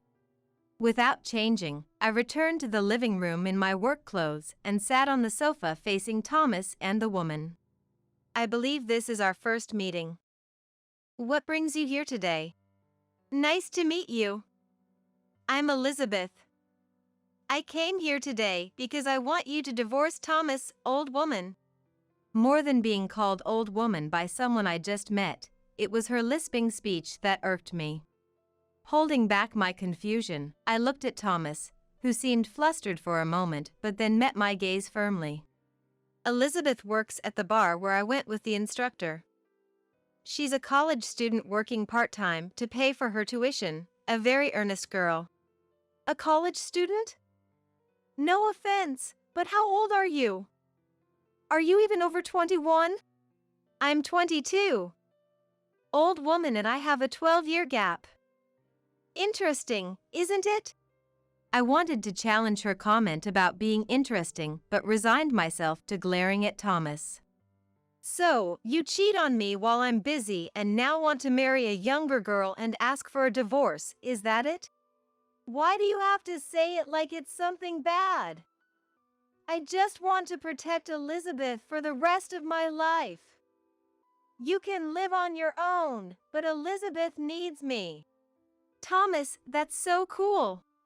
Watching them engage in affectionate gestures before me made me sigh. Thomas was completely smitten by Elizabeth, finding everything she said adorable, which was incredibly annoying. Every time I called Elizabeth's name, she looked at me with a triumphant, smug smile. Do you really want to marry this man? A man who goes to bars while married, brags, and lies. A man who takes the sales talk of bars seriously. Are you sure you won't regret it? Of course I want to marry him. After all, Thomas is a doctor and earns a lot. It's terrible to accuse him of lying. He's promised to stop going to bars once we're married. Thomas and I are in love, so it'll be fine. Hearing this, Thomas hugged Elizabeth as if moved, and they once again retreated into their own world. I stared at Thomas in disbelief, but our eyes never met. All right then. If you two have decided on that, I'll divorce you. But there's a condition. What's the condition? Division of assets? At Thomas's words, I shook my head no. And then looked at them with a smile. We're going to the family court together. I want Elizabeth to witness Thomas and I submitting our divorce application. After the divorce application is accepted, I want you two to apply for your marriage certificate in front of me. That's all. The two, initially confused by what was said, stood up delighted when they realized that was the only condition. Then, the three of us headed to the family court. At the family court, Thomas and I first submitted our divorce application. I made a somewhat unreasonable request to the staff to expedite the process as much as possible. Later, when the divorce application was accepted, we went to the state office, where Thomas and Elizabeth applied for their marriage certificate. I helped them fill out the application forms and advised them on the necessary identification documents, all the while feeling the curious glances from those around us. The atmosphere of an ex-wife helping the new wife with the paperwork felt awkward, and the staff deliberately avoided looking at us. I felt a bit guilty, but I couldn't help feeling good about myself. Then, I returned home and moved all my belongings to my parents' house. Since I hardly ever shopped due to my demanding job and left the household items behind, there wasn't much to move except for valuables and clothes. I managed to pack everything into suitcases and moved out by car in less than a day. When I got back to my parents' house, they were furious with Thomas, but I calmed them down with a smile. Don't worry. I'm not letting this go. I'll make sure both of them end up in a miserable situation. 3 days later, I was called to a meeting room through an internal phone line at the hospital reception. A woman is here insisting on seeing the doctor. What should I do? Please direct her to an available room. I'll come over as soon as I finish my consultation. When I arrived at the designated meeting room, unsurprisingly, it was Elizabeth. She was taken aback upon seeing me in my lab coat. Hello. I've managed to spare 5 minutes between consultations, so let's make this quick, shall we? What do you mean? He wasn't a doctor, and you are, eh? Elizabeth was panicking, but I didn't have the time to calm her down. I informed Elizabeth with a smile. Indeed, Thomas works at this hospital, but he is a janitor. He's responsible for everything from cleaning to disinfection, a valued staff member. What? He lied to me. Elizabeth slammed her fist on the meeting room table, ranting about Thomas. Didn't you listen? I told you, Thomas is a man who brags and lies about his status. Life might be tough from now on, but good luck. This is a joke. If he's not a doctor, I don't need such a man. I waved goodbye to the nearly explosive Elizabeth and left the meeting room. I heard her trying to stop me, but I rushed back to my consultation room with full speed. After exchanging high fives with the nurses who knew the situation, I calmed down and called in the next patient. Later, Elizabeth found Thomas working in the hospital and demanded a divorce. Elizabeth shouted that there was no point in being married if he wasn't a doctor, while Thomas loudly claimed that love doesn't care about professions. The spectacle was witnessed by waiting patients and nurses, quickly becoming the talk of the hospital. Despite whispers from onlookers, the heated argument between the two didn't subside until security had to intervene, nearly leading to police involvement. Elizabeth stormed out of the hospital, and Thomas followed her. Elizabeth returned home and caused a neighborhood disturbance by screaming at Thomas to divorce her and claiming the house, along with demanding compensation for being deceived. Around the time our divorce became known in the hospital, I filed for compensation against both of them for the affair. Thomas and Elizabeth came to my parents' house immediately after receiving the letter from the lawyer. What the heck is this about demanding compensation? You didn't set any conditions other than remarrying Elizabeth. Why are you demanding compensation now? They barged into the house without hesitation, ranting in front of my parents.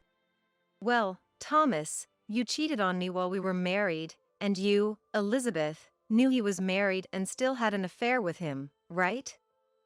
So, of course, I'm going to demand compensation from both of you. Don't be ridiculous. It's not my fault. I won't pay a cent. You're so greedy even though you're a doctor. Your nature is so vile. Their yelling didn't bother me at all. Do you know why I included your remarriage in the divorce conditions? Thomas and Elizabeth looked puzzled. One reason is to make it clear that Thomas was having an affair while married to me. Normally, getting remarried just a few weeks after a divorce screams that the person was the affair partner. Though you didn't need to do that since you made a scene at the hospital and everyone already knows. The other reason is to ensure I could definitely get compensation from you. I thought Elizabeth was a fake name you used at the bar, and I had no idea where you worked or who you really were. So, I had you fill out the marriage certificate application and helped you with the process. Thanks to that, I got to see all your identification documents. Oh, and when you get married, you have to change your name and address on your driver's license, you know. While Thomas frowned, Elizabeth's face turned paler. So, I'll leave the rest to the lawyer. You can try to dodge or run, but don't forget I have all your personal information. Elizabeth, who works in a bar, must understand the importance of protecting personal information, as it could easily lead to her being stalked. As I smiled, Elizabeth ran off with heavy footsteps. Thomas, looking dumbfounded but irritated at me, followed after Elizabeth. In the now quiet house, I sighed and soothed my angry parents. Elizabeth has been paying the compensation smoothly. Considering she's a college student, I proposed a modest amount, so she should be able to finish paying within the year. Though she wants to divorce Thomas, he's resisting, and neither of them can afford a lawyer for divorce negotiations. Thus, they're separated but not yet divorced. It was also her fault for believing Thomas was a doctor just because she saw a family name similar to his on the hospital's medical staff list.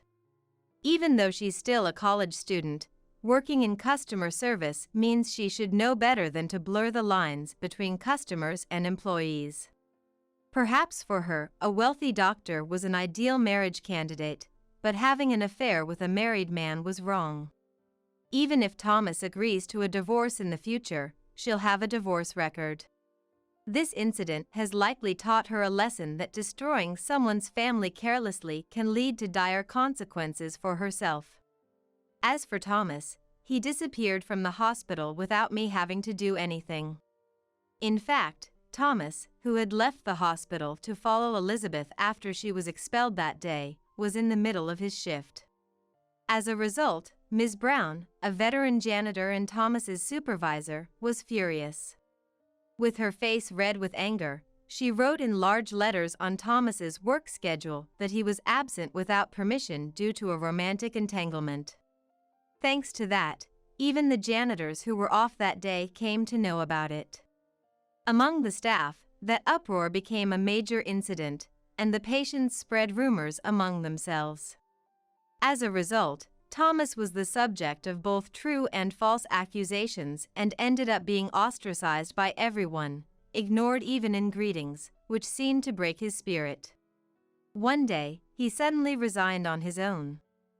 Afterward, he apparently returned to his father-in-law house, where his father-in-law, who was already informed of the situation, scolded him severely. There was no apology from Thomas, but I decided not to worry about it anymore since the full amount of compensation I had demanded was deposited by my mother-in-law. In the hospital, I received approaches from male doctors and nurses who heard I was single again, but I declined all of them, thinking I'm okay without marriage for a while. I continue to work as an internist, busy but dedicating time to each of my patients.